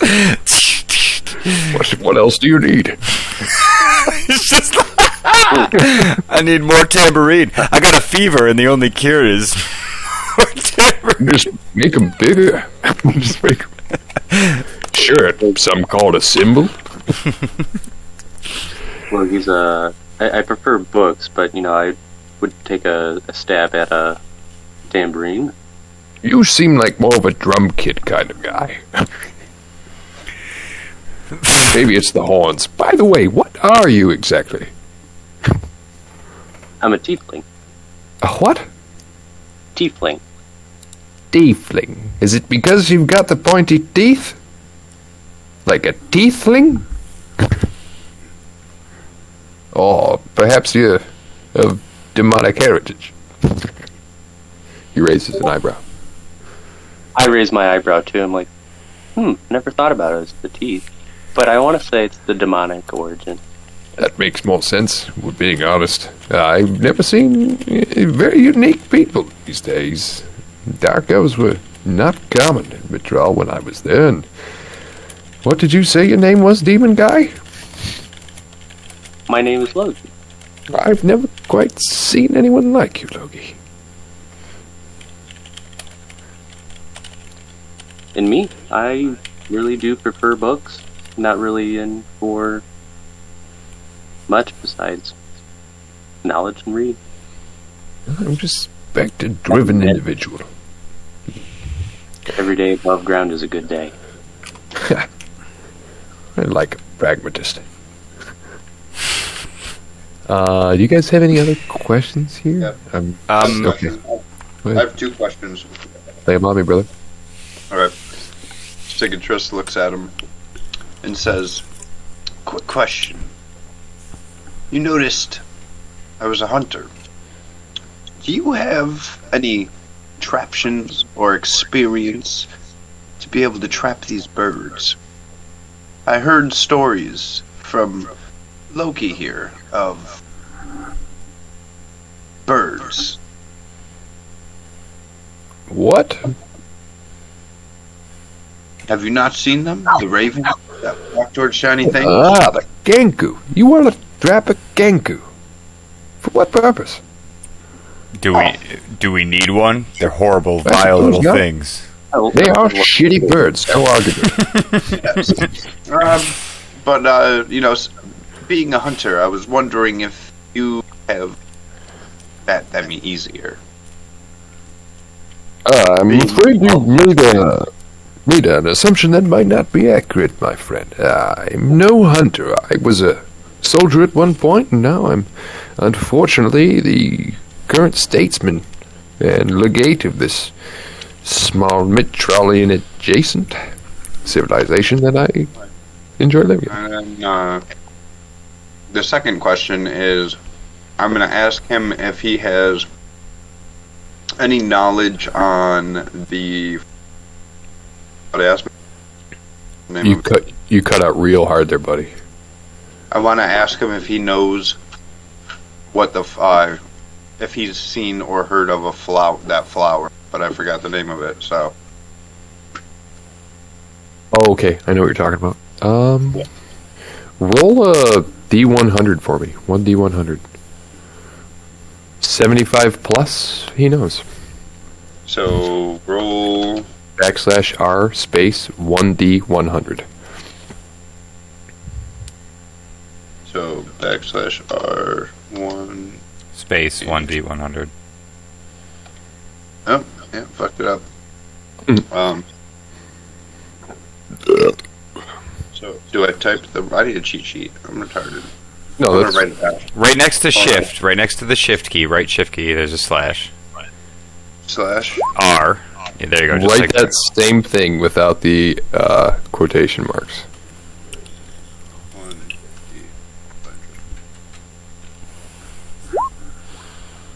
Wow. Nice. Wow. I do know that flower, as it happens. It can be found several days to the northwest. Just past the Bolterra steps in the forest that Paul can't remember the name of. Give me just a minute, Tommy. Tommy, hope you're taking notes. I'm trying to several days. Okay. Would you Anybody else have any questions while I'm looking this up? Um, I mean, you have successfully gotten an answer, or at least a location, for the thing that you seek. Let me find that motherfucker for you, and I'll drop it. I have two questions for him, but I'll wait until till Tommy's done with his thing because it kind of flows better. and what else? Yes, it's about 2-3 days. It's a flower that can be found in the mountain valleys just north of the Mazdan Forest. 3 days northwest of here. 3 days.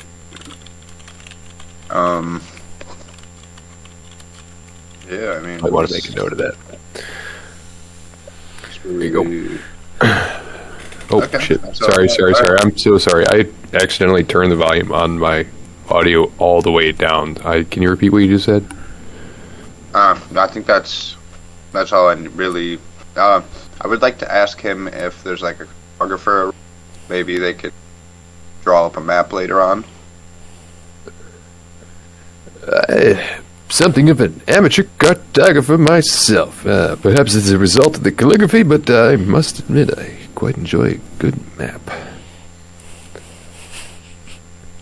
Well, if you wouldn't mind grabbing a couple doodles and, scribbling them down for me, I would greatly appreciate that. You hand him a piece of charcoal and an old curtain. I was gonna hand him the oil flask and a sharp stick and a pizza bar. Just go ahead, tattoo it on your ass. Is that cool? Your friends will have to read it, but Nope, not doing that. well, I'm not really giving you an option there. I don't care about that flower. I have a rations pack or a mess kit pack. No, He looks at you and says, "I think we might be able to arrange something there." What was your name, towering half-orc guy? Gigatrus. Kickatrix. Wonderful name. I no idea where it comes from, but I like the way it comes off my tongue. Maybe we can come to an arrangement. I do have several maps of my own. I might be willing to trade. However, we are in kind of bad state here, and dare say we could use a bit of help. That's what I was going to ask him about. Helping? How do you need help, essentially? Yeah, no, I was going to be like, well, on the help subject, I'm assuming you want your town back to restore it to its former glory. What can we do to help you, I guess? Well, let's be honest, that's a rather long list. Pretty dire straits around here. Top priority. Top priority would be clearing out these goddamn lizard folk. Noted. All right. We've already got a Good pretty good start on that. We're at about 20 so far, so. We've is there any intelligence? Gigatrus kicks forward and he says, "So, any intelligence that you have on them that you can, where they're dwelling, their bases, where do they live? How do?" Well, as it happens, I do have a little bit of information regarding that. In one of those fancy maps, I do assume that you like making so much. No, they're all in the city as far as we know. There was a group up here on the plateau itself. There's some watching the villa here itself, in the square, and there's a group up in that tower to the north as well. We are to understand that the largest contingent of them, with even perhaps their leader, is currently residing in the center of the city, in the trade quarter. The houses there are quite nice. Quite nice. Past that, we've also run across some Dantier savages in the city here, operating with their dogs, hunting down my citizens. Those bastards all need to go too. As far as how they're here, I don't know. We've never seen them working in conjunction with the inner techie, as you called them. But they do seem to be allied in their intent, which is fucking up my city. So you've met the consortium then, huh? He turns his head and he spits. Like, genuinely seems angry for the first time that you guys have witnessed. This seems like a pretty easygoing guy. He is not like that word. Well, Oh, I know the consortium. well, it should rest you to know that we're not fans of them either. Oh, you've been here only a few short days and you're aware of them already? Oh, I would like to say that a lovely fellow has introduced himself to us. You might know him by the name of Orn. I don't know him, but do tell. Well, you're better off having not met him. For as much information as we have on it, not a great guy.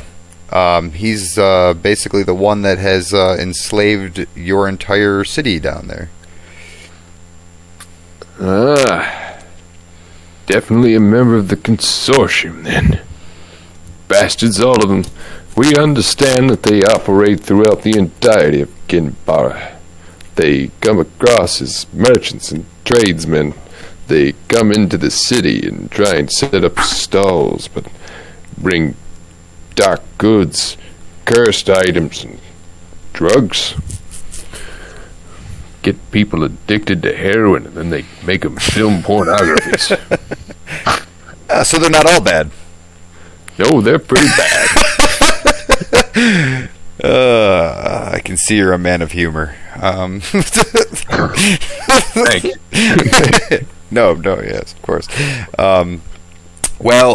If we're allied on that front, at least, my other question for you is: is there anybody here with a great understanding of anything magical, arcane?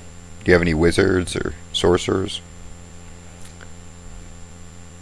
May I ask why you're asking? My reasons are my own. I promise you, though, no malintent. Well, it just so happens I have a bit of ability in the old magical arts myself. However, I'm using that word a lot tonight. It's difficult to talk in the Twilight Zone voice.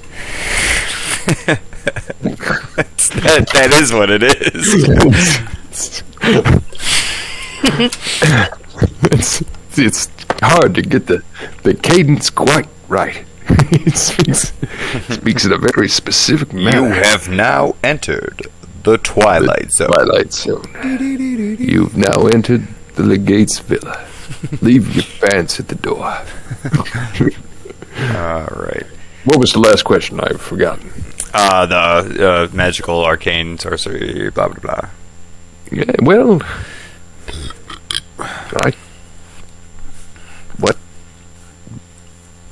What do you want? Do you want to continue this? I told him your business is your own, but no malintent. He told you about his thing. That he is the man. I just all I'll say to that is good to know. I may require your services in the future. And I give him like a wink. Specific as hell. Fantastic. All right. I require your services today, freeing my city from these goddamn scalies. I'm gonna have Midian do like a little stretch, like this is all casual for us. Not to make it sound like we're being needy, but what's in it for us? Well, a safe place to live and continue to explore your shitty little life. Well, I'm gonna be real with you, Mr. Legate. You have grown on me the time that we've been talking here. We weren't sure what to expect when we came to these gates with the stories that we've heard of this place. But I will let you know this. As far as my book, you're an okay guy. I can't tell you how much better I'll sleep tonight. You don't have Logie to. not in agreement. Joke's on you, I'm an elf. I don't really sleep. Just kind of meditate for a while. With my one eye open. I have 3 eyes. Okay. It's my left nipple. Prove it. All right.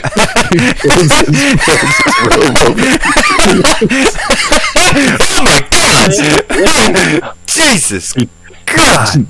Gently cups his left wrist and holds it. It winks at me. This is candid. I'm not allowed to DM after 3 whiskeys. It's my left nipple. No one in the crowd seems fazed by this. No, I'm curious. Yeah.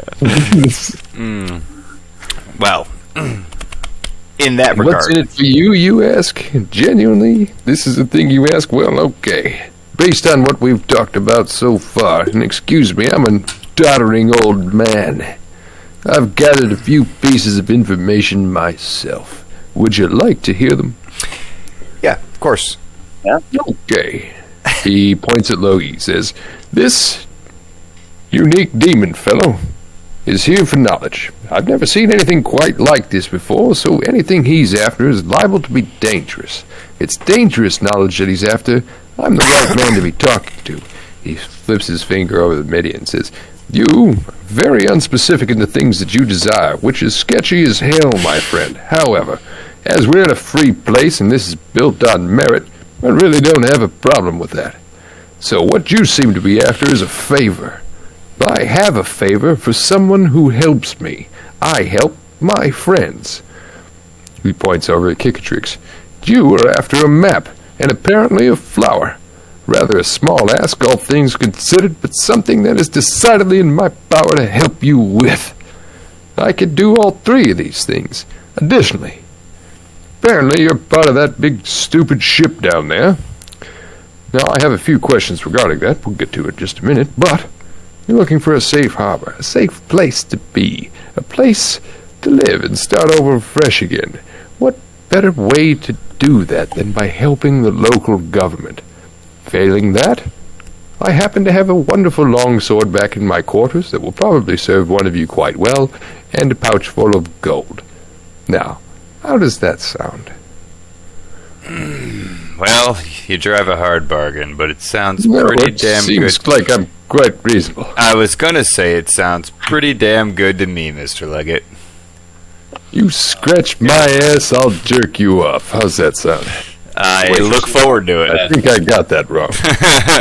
No, you nailed it. All right. Cool. He does a little fist bump. I indulge. Kickatrix. You fucking all right. Shaft of what? The spear again? You stroking that spear all weird? Just stroking the spear after he pulled his shirt up, showed us his third eye. He notices the spear. He cocks an eyebrow. His eyes narrow at it, and he doesn't say anything. Do I notice him looking at it? Roll perception for me real fast. Beat a 10. Barely. But you got it. You do. Okay, so I look at him, looking at me. He looks at me. I look at him. I wink at him. Punch You winks back. Is there something you notice about my weapon you like? Ah, your nice dark shaft there? Yes, there's a few things I've noticed about it. Care to indulge? I do not. I care to be helped, as we've just finished discussing information and knowledge is power here. You have very little of it. I have quite a lot. What I don't have is the ability to kick these scaly fucks out of my city. I am more than willing to help you after that is done in damn near any way that I can. Kickatrix nods his head, says, "I appreciate that. I appreciate you. I noticed your crossbow. Your crossbow was very well made, iron tip. What would it take to send me with a full fletching of iron arrows?" He does not answer. Instead, he looks at Nico, who stands forward and says, "I don't know if I'm willing to part with any of our boats. It's nothing personal, but we take a great pride in our craftsmanship, you know?" "Yes, Nico, I understand that," he says. "But I'm not looking for a bolt. I'm looking for arrows. Do you have any spare arrows?" I hate to say this, but we do not use the arrows. We use the crossbows. All right, Nico, I appreciate you. Could we inquire your services in making us some arrows of these for, compensation of a monetary value? He scratches his beard and kind of like glances at the Legate real fast. He says, "Now we are currently involved in a contract with the Legate here, but I don't think that this is unachievable. You have money?" Perhaps. Maybe. Well, maybe I can make you some arrows. Throw a price at me, Nico. How much? Nico? How much, buddy? These are not necessarily magic arrows in any way, shape, or form. They're just No, well just crafted. Understand? Just so we don't No, have to. Yeah. Maybe I could, you come back in maybe 2 days, I maybe have some for you for maybe 5 gold. I can think I can swing that. In that regard, do you guys have anything else to trade? Maybe some healing things, potions, scrolls, books, anything like that? We haven't had any contact with anybody else here. You are the first people that haven't outright hostily attacked us. Well, aside from the first crossbow bolt, we'll let that slide. Fair questions all, and I would love to be able to engage in good and honest trade with you. However, using that fucking word again, gonna have to cut that out of my personal dictionary. At the moment, I'm rather remiss to part with anything that we have in here. Our situation is, as you can see, rather desperate, and the supplies that we currently have we're very likely to need. Well, I believe, of course, in your martial ability, and have faith and hope in your drive to help me in our quest to free our city, but it would be foolish of me, as the leader of these people, to trade away goods to someone who might just walk out that front gate and die. Well, then he could just pick it up. Fair enough. What if you made it further than the front gate? Fair enough. If you do happen to have any surplus lying around, we'll be back in a little just while. tie a bunch of strings to it, and every now and again we give it a tug. You have 2 cups? We've got 6 cups right here.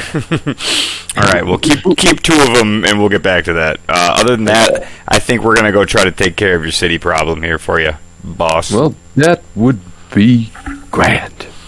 We got to get the location where, like... I got it all written down. Okay, cool. Yeah, let's do it. And I bid you adieu, and I do a little Italian bow to Nico. I do, I need to say goodbye. I do. They, like, they do, like, the Legate leans forward and offers, like, all 3 of you, like, the Roman, like, wrist clasp, you know what I mean? Yeah. And Nico actually follows through on it as well. Yes, it was... Now, before you all leave, I must ask, are you actually the envoys from that ship? Is the envoy with you? Are you referring to the captain, or or just the party that we came with that was sent up here? He screws up his face real fast, and he kind of, like, thinks about how he can clarify. And says, when we came on our expedition, there was a leader that wasn't me. There was a functionary, if you will. A lackey, a governmental stooge aboard the vessel. Do I have to deal with anything like that, do you think? Am I going to have any trouble with the captain of your vessel? Am I going to regret opening my city to you? I think our captain is more inclined to get the hell out of Dodge. They want to be on their way pretty soon. She just wants to get enough materials so that way she can leave. They just need some rations and resources to make the trip back, I'm pretty sure.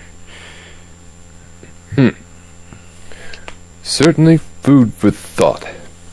Gentlemen, thank you. I hope to see you again soon. Oh, we'll be back. Nico will see you out. Unless there's anything else, guys? Nico will lead you to the front gates and say, hey, I'm not going to apologize for giving you a hard time. I still might shoot you with my crossbow later. I haven't decided, but if you are truly here to help the Legate,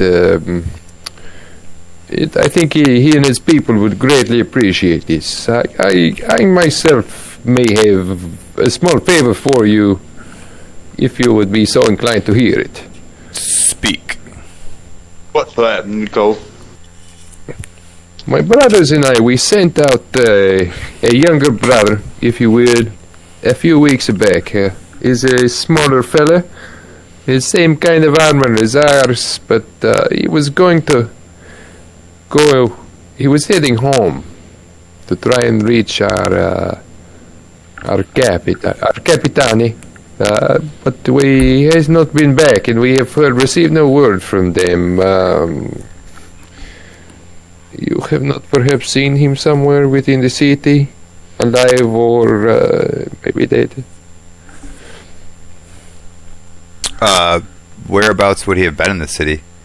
I would love to have an answer for you, but he left in the dark of night, and he was trying to exfiltrate the city quietly and safely. We do not, in the bridge burners, we do not share operational information in case one of us were to be captured and tortured, you see? Understood. Did he have a name by any chance? Marco. Marco? Okay. He's just a boy, really, maybe 17. He is not even shaving yet. He is maybe 2 meters 10? I don't know. I'm just fucking numbers. He's a medium height. He's sandy blonde hair. He dresses like me.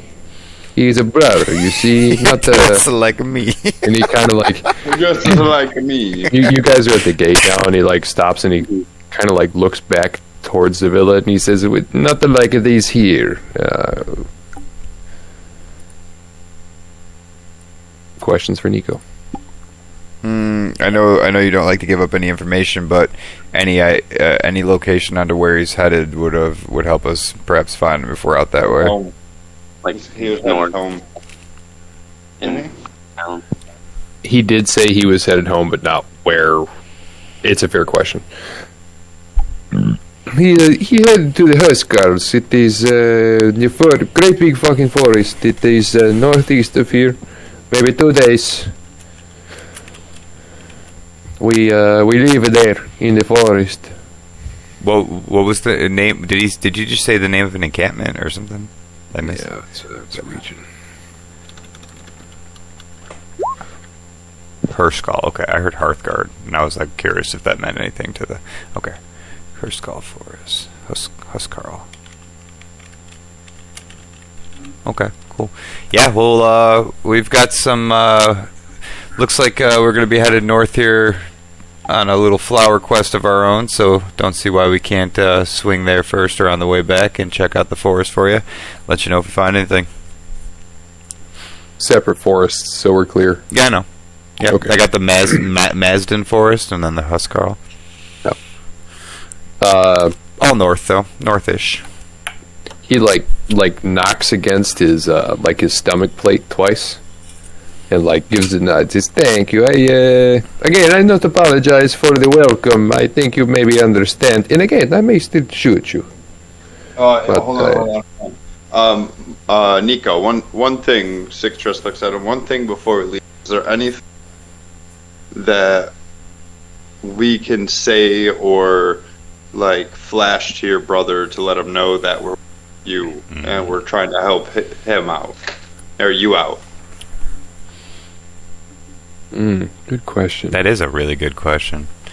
Like flash and bang, or thunder and flash. Yeah. Like, do they have a code? Yes. If you come across him, you tell him the ninth survives. He will know.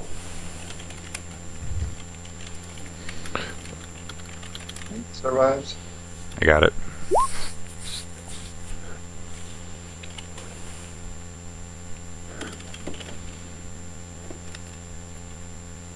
And Nico, do me a favor. When we come back for those arrows, make mine really good. I maybe do this, I maybe not. But you get this your dark knife-ear friend here to lick a couple more arrows for me, and I will do this thing for you. I take my cup that I'm holding still, and I like salivate a bunch into it, and then hand it back to him. Much as I can muster. Filthy girl. I give him a good wink. He winks back. He opens the gate for you. Oh, what is he gonna do with that? He slaps your ass as you leave. Okay. You like it. I know you like it. I see you blushing. I'll do it, Tarkinski. I have a mask on my face. Beautiful, beautiful knife here, you. He's like calling this after You call me a knife ear? I'm just gonna walk away. You never hear this before? No. There's wonderful slang. Can't wait to hear all of it. Cicatrice giggles as he's following. Knife here. Okay. You know, I hear you giggling and say that, and I say, they got a lot of nicknames for orcs, too. I haven't heard that before. Okay. Okay, and here's some... It's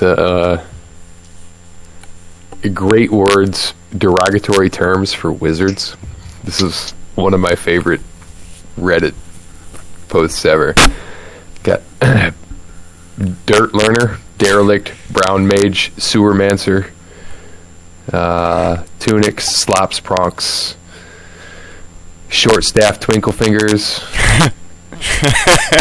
hand me down, dirt caster again, coin magician. There were some really good ones here at some point. Sparklers, candle lighters, shadow readers, illiterates, goblinoids, witchlings. Yeah, there's all sorts of like super casually racist, and by casually I mean aggressively racist terms for this kind of shit. Like, what I'm trying to underline here in most of these interactions is how rare running across a drow or a tiefling is for these people. For sure. I mean, we usually stick to the Underdark, so... Right. You're both pretty rare races here.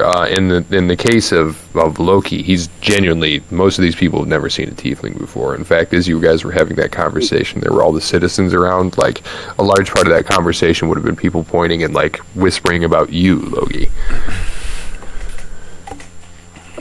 Tieflings are not really common. Here, especially. Even in Mithril, they're not. But, like, you get the distinct impression that you might be the only one here. This is specific, by the way, to, like, my Cosmere, my world here. There's reasons for most of this shit. The drow I actually hadn't touched on. Like, if Mitch hadn't gone for a drow, I would not have included drow at all in any way, shape, or form. I like them, don't get me wrong, but they're kind of a touchy subject for a lot because they are specifically like evil ass slavers. Yeah. Like they're into sex crimes and stuff. Like that's their thing. Shit. Yeah, dude, the drow are dark as fuck. But like the most popular one is Drizzt de Erden, who like is the good guy drow with the twin scimitars and the panther familiar and all the popular books, and like, dude, drow are evil as fuck.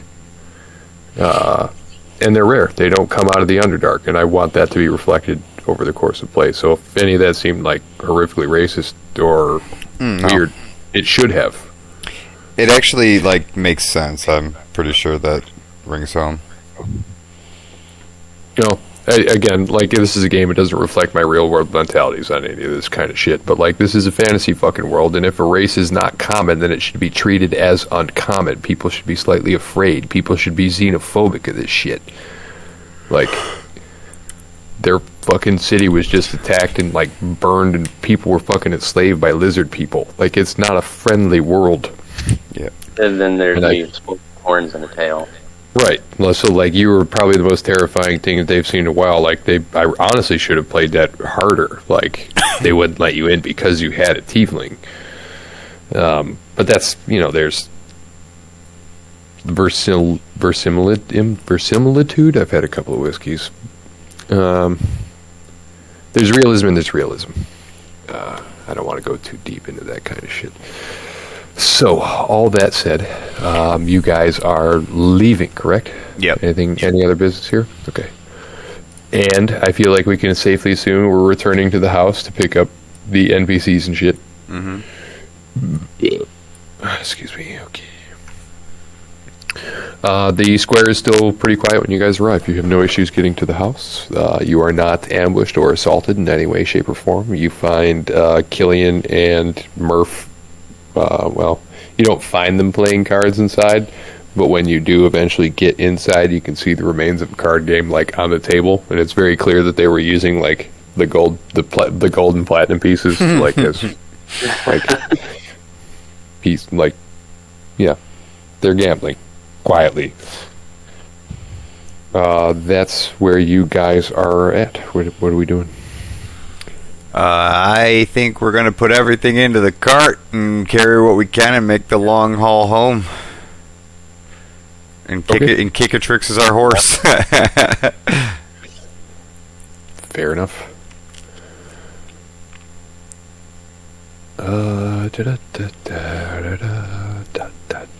And I imagine that we have to move at a slow pace because of everything that we're carrying. So, yep. We can say maybe half an hour or so passed in the Legate's villa, so it's probably about 2 p.m. So, let's do a quick measure here. Step the center. We're about here. 4, 8, 16, no, 12. So 16 hexes to get back. Moving at slow because you have the cart, but not gaining the advantages from being sneaky because you have the cart. Is how many hexes did I say? 16? I think so, yep.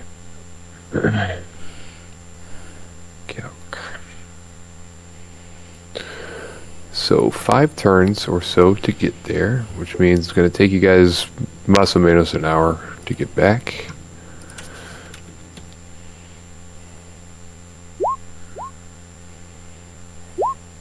And you do so unmolested, managing to make the trip without issue. Now, a quick thing to note here is, as you are going down, because you have to stick to the road here, mind. While you're doing so, you pass through this intersection here. The center of this intersection is dominated by a very large, what appears to be very old oak tree. We're still on the. I'm still on the other map. Oh. If you're. Yep. Sorry. Hold on. I think I jumped over here to calculate that shit. And forgot to move you guys. Sorry. Okay. Got it. All on the right map now. Yep, I see it. This section here, like this crossroads here, is dominant. Like this H, essentially, is a massive oak tree, very old growth oak tree, dominating this crossroads. There's a small, like, patch of grass, like surrounding it, but all around that is these different roads leading off to different parts of the town. Hanging from that tree are a number of bodies. Some of them are charred husks, and some of them are not. Many of them seem to have chunks missing from their legs and thighs, as if they were chewed upon as they hung up in the tree. Can I get perception checks from you guys? Yay.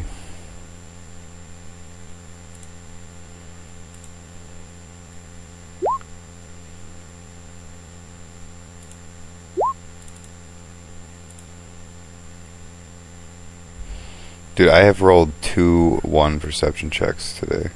Just saying.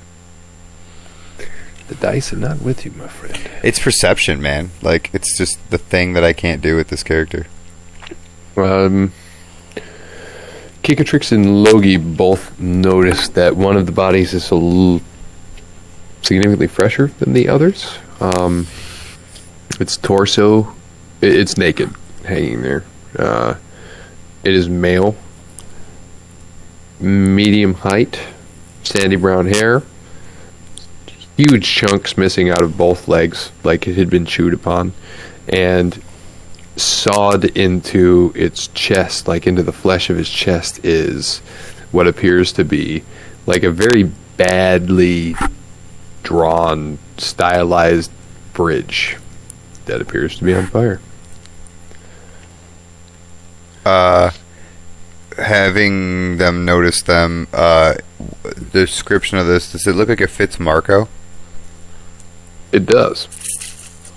Can we possibly... we are right next to the house that had smoke coming out of the chimney. I marked it on the map from when we saw up there. I believe that was the day before that you saw the smoke, right? Okay, I'm just curious if there was still any smoke coming out of it, was what I was going to ask. No, day before. Okay, got it. Well, what I would like to do is take my bow out and possibly shoot the rope that's holding that one up. See if we can't knock it down. You mean an attack roll? Beat a 15. Beat a 15 on an attack roll. I keep clicking my goddamn journal away. So annoying. Got it. Let's go here. Can I sneak attack it? No. I'm joking. It's a fucking joke. How tall is the tree, actually? And like in relation to where he's hanging? Like the total height of the tree, or like the branch he's hanging? Yeah, like the branch he's hanging off of. Yeah, in relation to where he's hanging. Like 15 feet up off the ground. Okay. He is hanging maybe 3 or 4 feet under it. So he's, well, no, that's not quite right. Okay. Maybe 25 feet off the ground. There's 2 foot of rope, 2 or 3 foot of rope between the branch and him. So he's maybe 10 to 15 feet off the ground. All right. Just curious thought here, but I'll shoot you 15. You are successful. You cleanly sever the rope, and the body falls to the ground in a heap. Okay. I would like to ask Kikatrix to throw it on the cart. Oh, I can probably lift that one, right? Well, yeah. I mean, Okay. I'll we get it into the cart, and then I would mention out loud that when we get back, we should have Torvar cast the freshness spell on him. keep it minty fresh. Yeah, because I'm pretty sure Marco. If that is Marco, then you know. Oh, dude, Nico's actually gonna like us. I mean, it's grave news. Anyone delivering grave news it's not about liking. It's peace. There is a saying: "Do not shoot the messenger," because people used to shoot the messenger. Yeah, this is Sparta. Past that interaction, you are able to make it back to the Nilbog successfully. It's about 3. It sure is.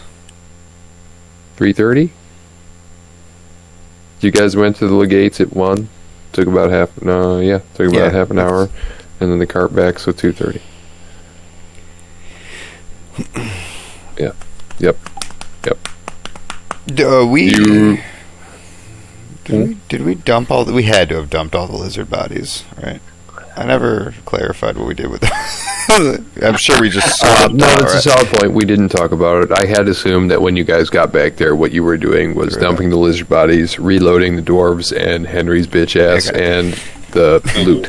I was just going to say, because it would look so weird if we just had this pile of dead bodies and loot after being gone for like 3 hours. Before, but I was so surprised that you guys didn't just chop the fucking heads off of them. Yeah, So, also, you never looted them. No, I thought we No. oh well, fucking Christ. I mean, I looked for arrows and shit. I guess I don't know, whatever. No. You know what? It's probably because we were so caught up in the death, and then we ended it there. That's probably why.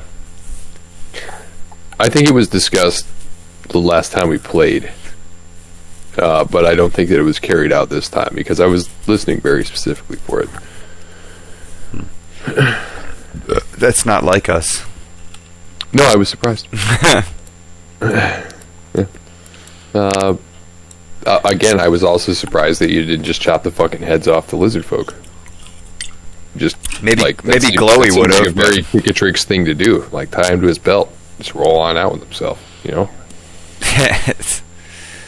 I do think that I think it's fair to say that you'd probably rifled the pockets of those motherfuckers, though.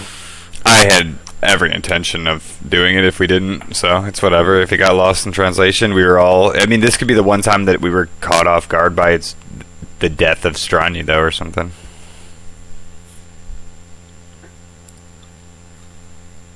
All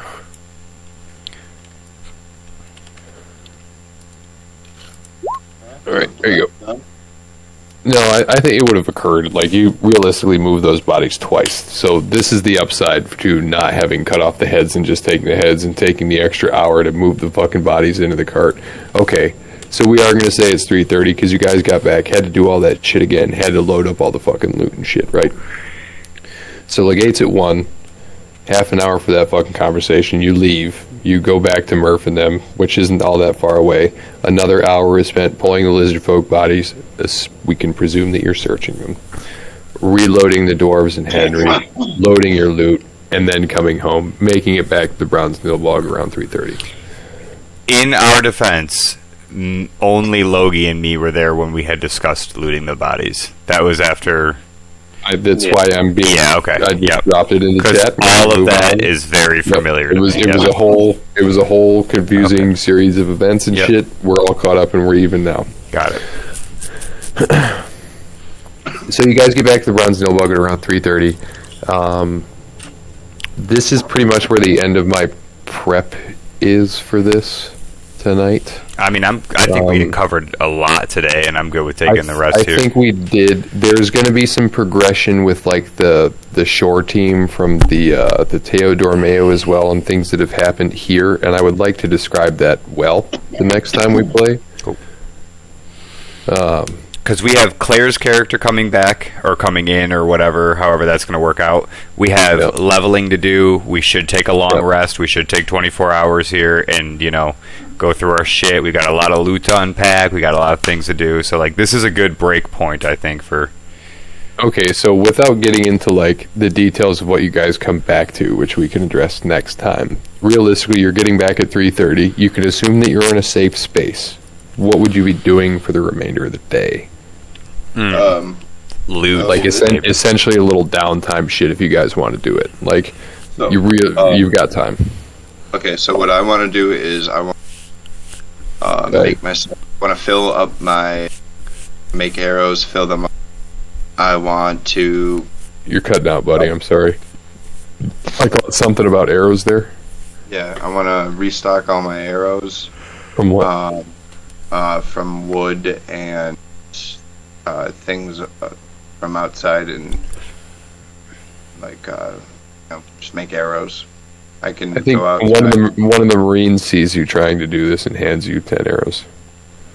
Oh, what a fucking sweetheart! And just wink. I think it's going to take significantly longer to create arrows out of a bunch of bullshit. Make sure you add those into your inventory, Tommy. Yeah. And then I would like to cut up my. Actually, first off, I want to soak my curtains in oil. And then I want to cut them into strips and tie them to the tips of my arrows.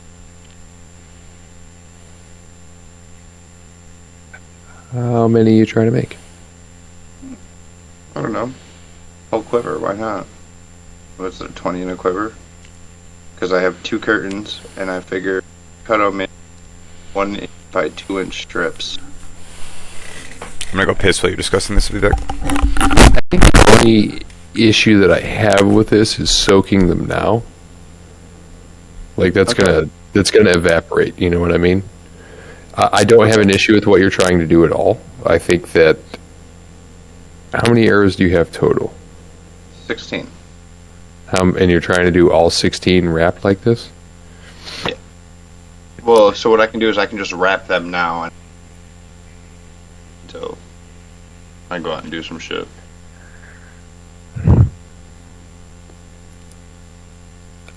I just want it to be known that it's done. I don't have an issue with it, but I do know that firing an arrow with something wrapped around it decidedly changes the action of firing an arrow. Would you be cool with taking a -1 to those? Yeah. Okay. than 16 cloth wrapped arrows, and that's just because like even if you don't set it on fire, right? Like the weight of the arrow is going to be different. I mean, like I wouldn't do all of them. I would do like 4. You have 16. I do like 4 to 6. I'll do 5. Okay. I'm cool with that. Okay.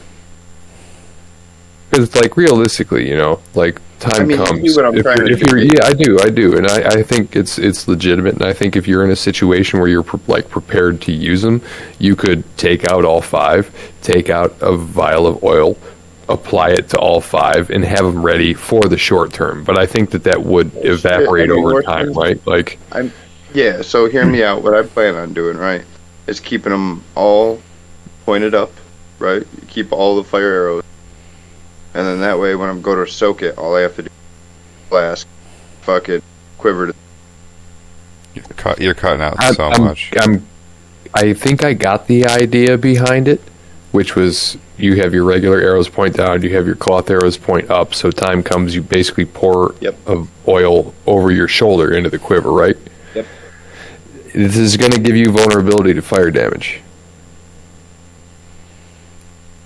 Because you're covering your quiver in oil. So on the off chance that something hits you with something that would cause it to light up, you run the risk of your quiver catching fire. So here's an alternate for you that I'm thinking of, Tommy, right? You can wrap the cloth around them without covering anything in oil. We also did pick up 3 small glass flasks that are stoppered.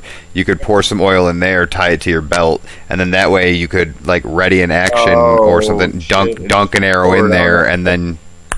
Yep. Okay. Yep. You know what I'm saying? Like you don't need to, because obviously also too, like I don't know how it plays out game mechanics, but like oil will dry out, like it can't stay.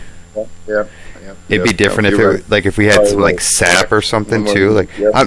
Quit! Shut up! I'm trying to say something like sap. Like if we had like sap from trees or something, or like some birch sap laying around, or you could coat the end of the arrow in that, or maybe the whole shaft. You know what I mean? And start it, and then by the time you fire it, it would be done. I'm just thinking like there's 1,000 ways to skin a cat here. Hold on, I've got the answer here. Chat. This arrow can be lit before using it, either by spending an action from a tinderbox, or spending a free action from an open flame such as torch, bonfire, or burning tree. When lit, this arrow sets alight any highly flammable materials on impact, and does the normal attack damage from the base weapon, so like 1d6 or 8 depending on your bow, plus an extra 1d4 fire damage to the target. It will continue to do 1 fire damage until an action or bonus action is spent to remove the fire.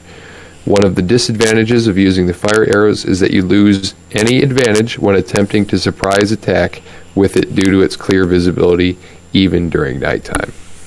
I think that's fair. Which really doesn't. It should say especially during nighttime. But I mean, honestly, like if you're shooting a fucking fire arrow, goodness. Right. I feel like that's a pretty fair limitation on it. Yeah, I think the important thing... I'm not really doing sneak attack. Well, I think the important thing for you to note out of that is that when you go to do an attack, you can't like pull out your bow, light an arrow, and shoot the arrow all in the same thing. Like, it takes an action to spark the arrow.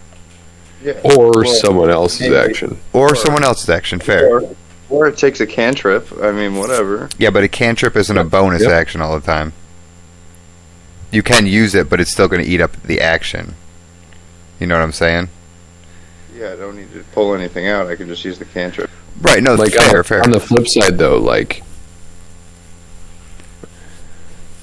Logi has Hellish Rebuke, right? Which is a reaction spell. So if anybody attacks him, it sets that person temporarily on fire.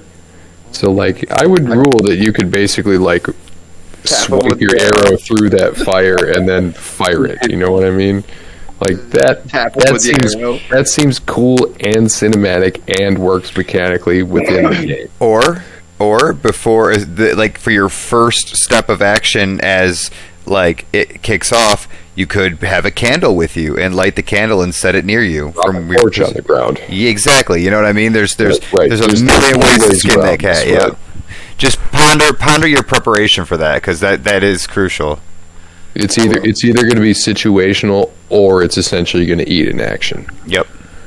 Yeah, no. Like, And but again, here it says spending an action from a tinderbox. You might as well light a torch and just drop it. Exactly. Right. yeah.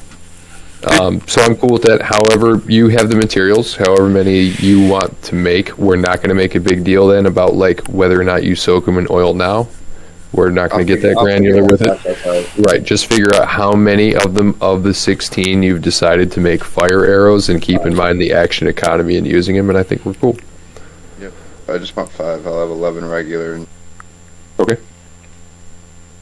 So that's your evening, I think. Yep. Shlogi, Midian. Shlogi, what are you doing? If anything, probably asking around if anybody would have like a spare like healing potion. We're pretty much ill-equipped in that regard. If not, I really can't think of anything that I would like done besides me feeling better health-wise. Well, there's medium-up. healers that are in the town, Torvar and whoever else, and all we got to do is get Henry bopped up, and also we'll be taking a long rest too, so you have hit dice and stuff like that. Torvar is not there when you guys get back, so after a couple hours of like asking around, he eventually returns, and he's more than happy to both heal you up a little bit and help get Henry on his feet. Also, we need Marco to be Oh yeah. refreshed. What is it? What is that spell called? Preserve. Spare the dying, maybe. Loki, you get 3. Henry gets 6. Okay.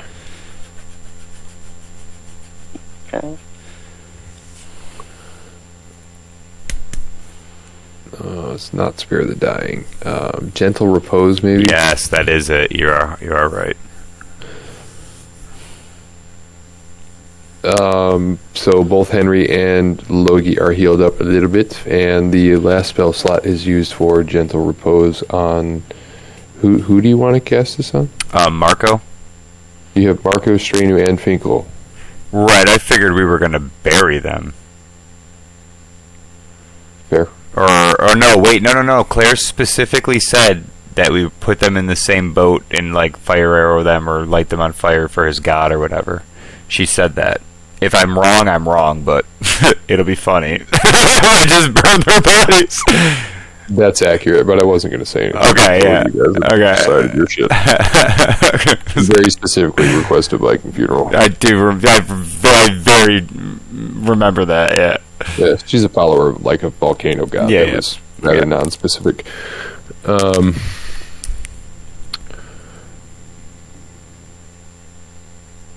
Okay, so Logie, you managed to get healed up. It doesn't take very long. Is there anything else you want to do with your evening? I asked, I thank Tovar for healing me and Henry, and I asked him if he had a moment to read the journal. Oh man, I would have loved to, but I was out with the teams kind of controlling the dockside today. I don't remember Tovar's voice at all. I'm sorry. No, No, he didn't get an opportunity to read it. He was with the short teams today. did you find anything in your travels? Anything of note? God damn it, Eric! I was specific about waiting for developments at the shore until lunchtime. Okay. Maybe you could tell him about our adventures with the Legate. And fill him, or maybe just say you filled him in on everything that happened up there or something. You would also find, Or we could do that next time or something. it appears as if Sergeant Mack is the one who is currently on shore within the Nilbog running teams right now. The captain has returned to the boat. Captain Mac. Sergeant Mack. Captain Miller. Sergeant Mac. Miller. No, I'll like reserved my inquiries for next session. Logi's kind of wore out and thinking on what happened today, and starts reading. Yo, for real though, send me those inquiries beforehand. Okay, It'll help me shape things probably in y'all's favor. gotcha. Do it then. Yep. Yeah. It's difficult to like extrapolate all the things that are going on here sometimes, you know. I'm impressed with everything so far. It's just like I can't imagine the amount of man hour that went into all of this. It's crazy to me. It's disgusting and it's ongoing forever. All right. Well, don't think it goes unappreciated. I appreciate that. Thank you. It was a pleasure to put it together, and like the thing that just makes me laugh is we've had fun for like 8 to 10 sessions, and like We have this scratched. this is a completely unplanned aspect of the adventure. Like, not completely, I guess, but like this is not how I intended this. This was supposed to be like a wilderness kind of adventure, which we're going to get to, I think. I think we should, yeah, but it feels like home We're gonna base get needs to be assessed real quick here. Like, which was kind of why I had like made the decision to flesh this out as like it seemed like a really good first to like third or fourth level arc, you know, and if we're going to continue to adventure in the land of Kimbara, like allowing you guys to make your mark with your first characters on like what will essentially become the hub city seemed like a really cool way to start to me. It just feels weird to like show up to a place that's in shambles and be like, all right, let's keep going north. Like, all right, let's get out of here. This place looks fun. I also needed a certain degree of like a twist to throw at you guys, like Well, it's cool. it is a wilderness thing, but like, and you know how things have worked out. Like, it's also kind of to a more embrace the survival aspect of things, to highlight that when you go to a place that doesn't necessarily have all of the resources that you would expected. It's not like a bustling metropolis. It is kind of fucking broken down and shit. You fucking got me for a loop on this one, let me tell you. When we first got here, I was like, what in the fuck? Like, so everybody was like, I'm cautiously going to walk up. I'm like, I am under no impression that there is anything going on weird here. We just got off a ship for months at sea, and I'm going to be like, yeah, let's fucking poke. No, I want a fucking beer. Let's go to the bar. Like, what the fuck are we doing here? Like, You played it well. So yeah, you know, just kind of the fucking game involves as you guys have input on things as well. And I have a lot of framework here, but I definitely flesh things out as a result of the things that you guys show interest in, I guess. It's supposed to be a game that we're all playing for fun and enjoyment, right? Which means that the things that you want to get out of the game is something that I need to be sensitive of when I'm running it, because that directly impacts the enjoyment that you're having, right? you do. I try to keep that in mind as we go about these things. But that is, Midian, did you have anything you wanted to do in the evening before we wrap this up? No, I was just going to make it known that I was going to set Stranu and Finkel's bodies aside for Viking burial. We can do that. It'd be nice to do that when Claire's here. Obviously, I feel like, you know, she should be a part of that. I have a scene I'm working on. Okay, all right, yep. And then, you know, other than that, aside from my normal fucking debauchery that Midian gets into, I'm just going to bring the loot inside and rifle through that and get my grubby little rogue fingers all over it. Put most of it in my room and then not like be like weird about it at all, but like if someone's like, yo, what are you doing? I'm like, I'm keeping it safe, you know? Like, the fuck you mean? What am I We're doing? going to put a pin in that.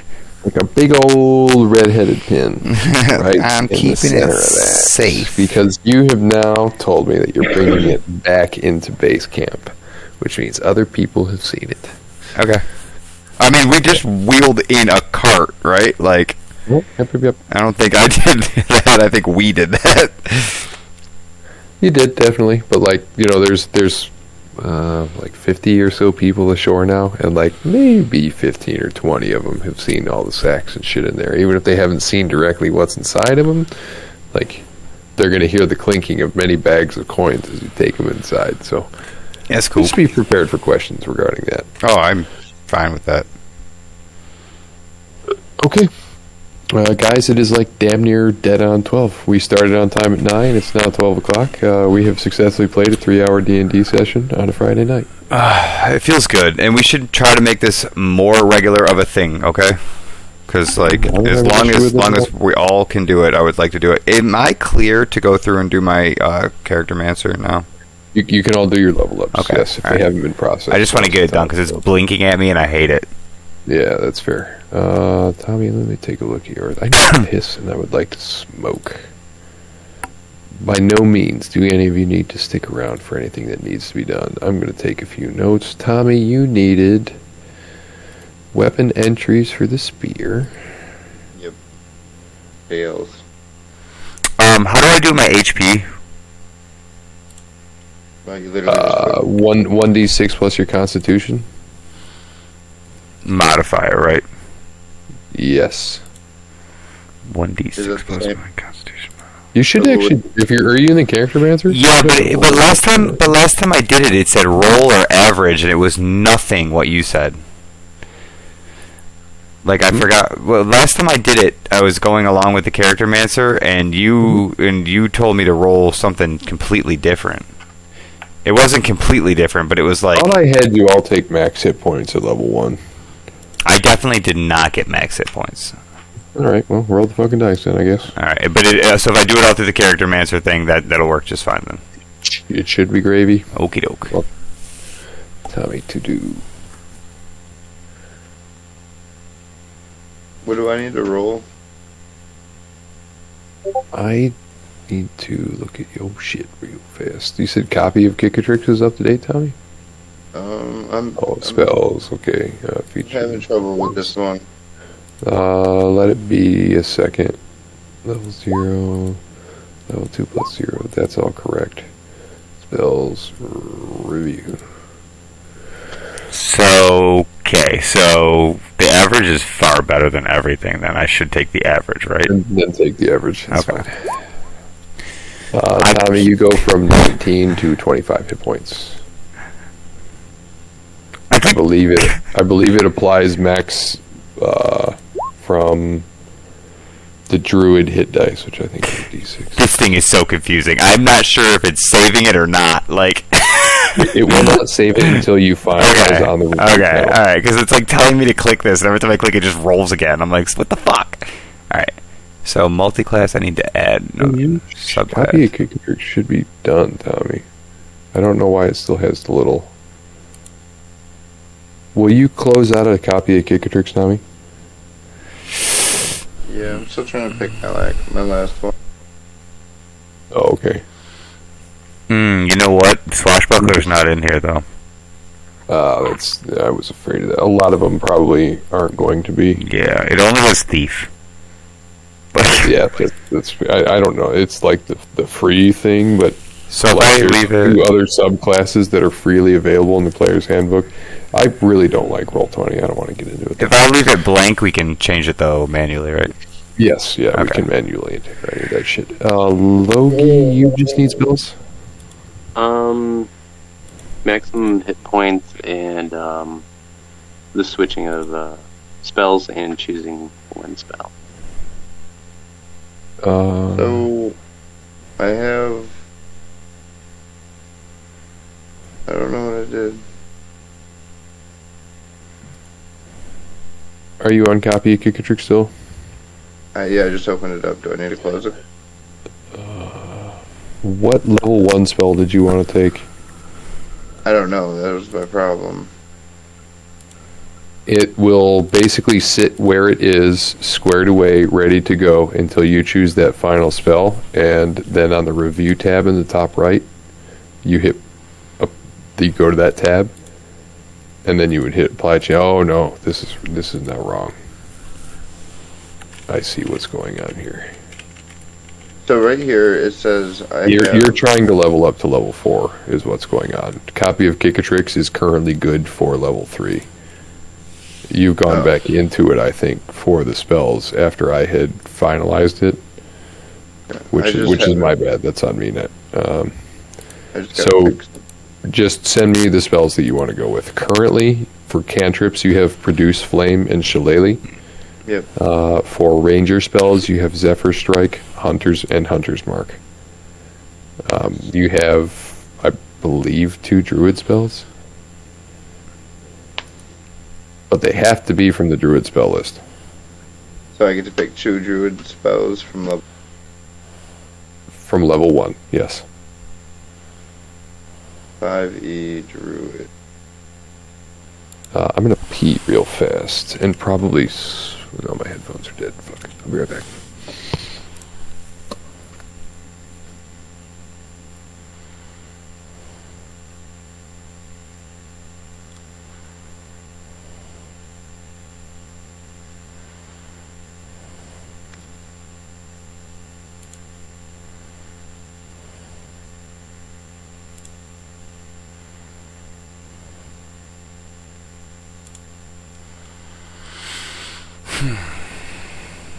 My sneak damage went up to 2d6.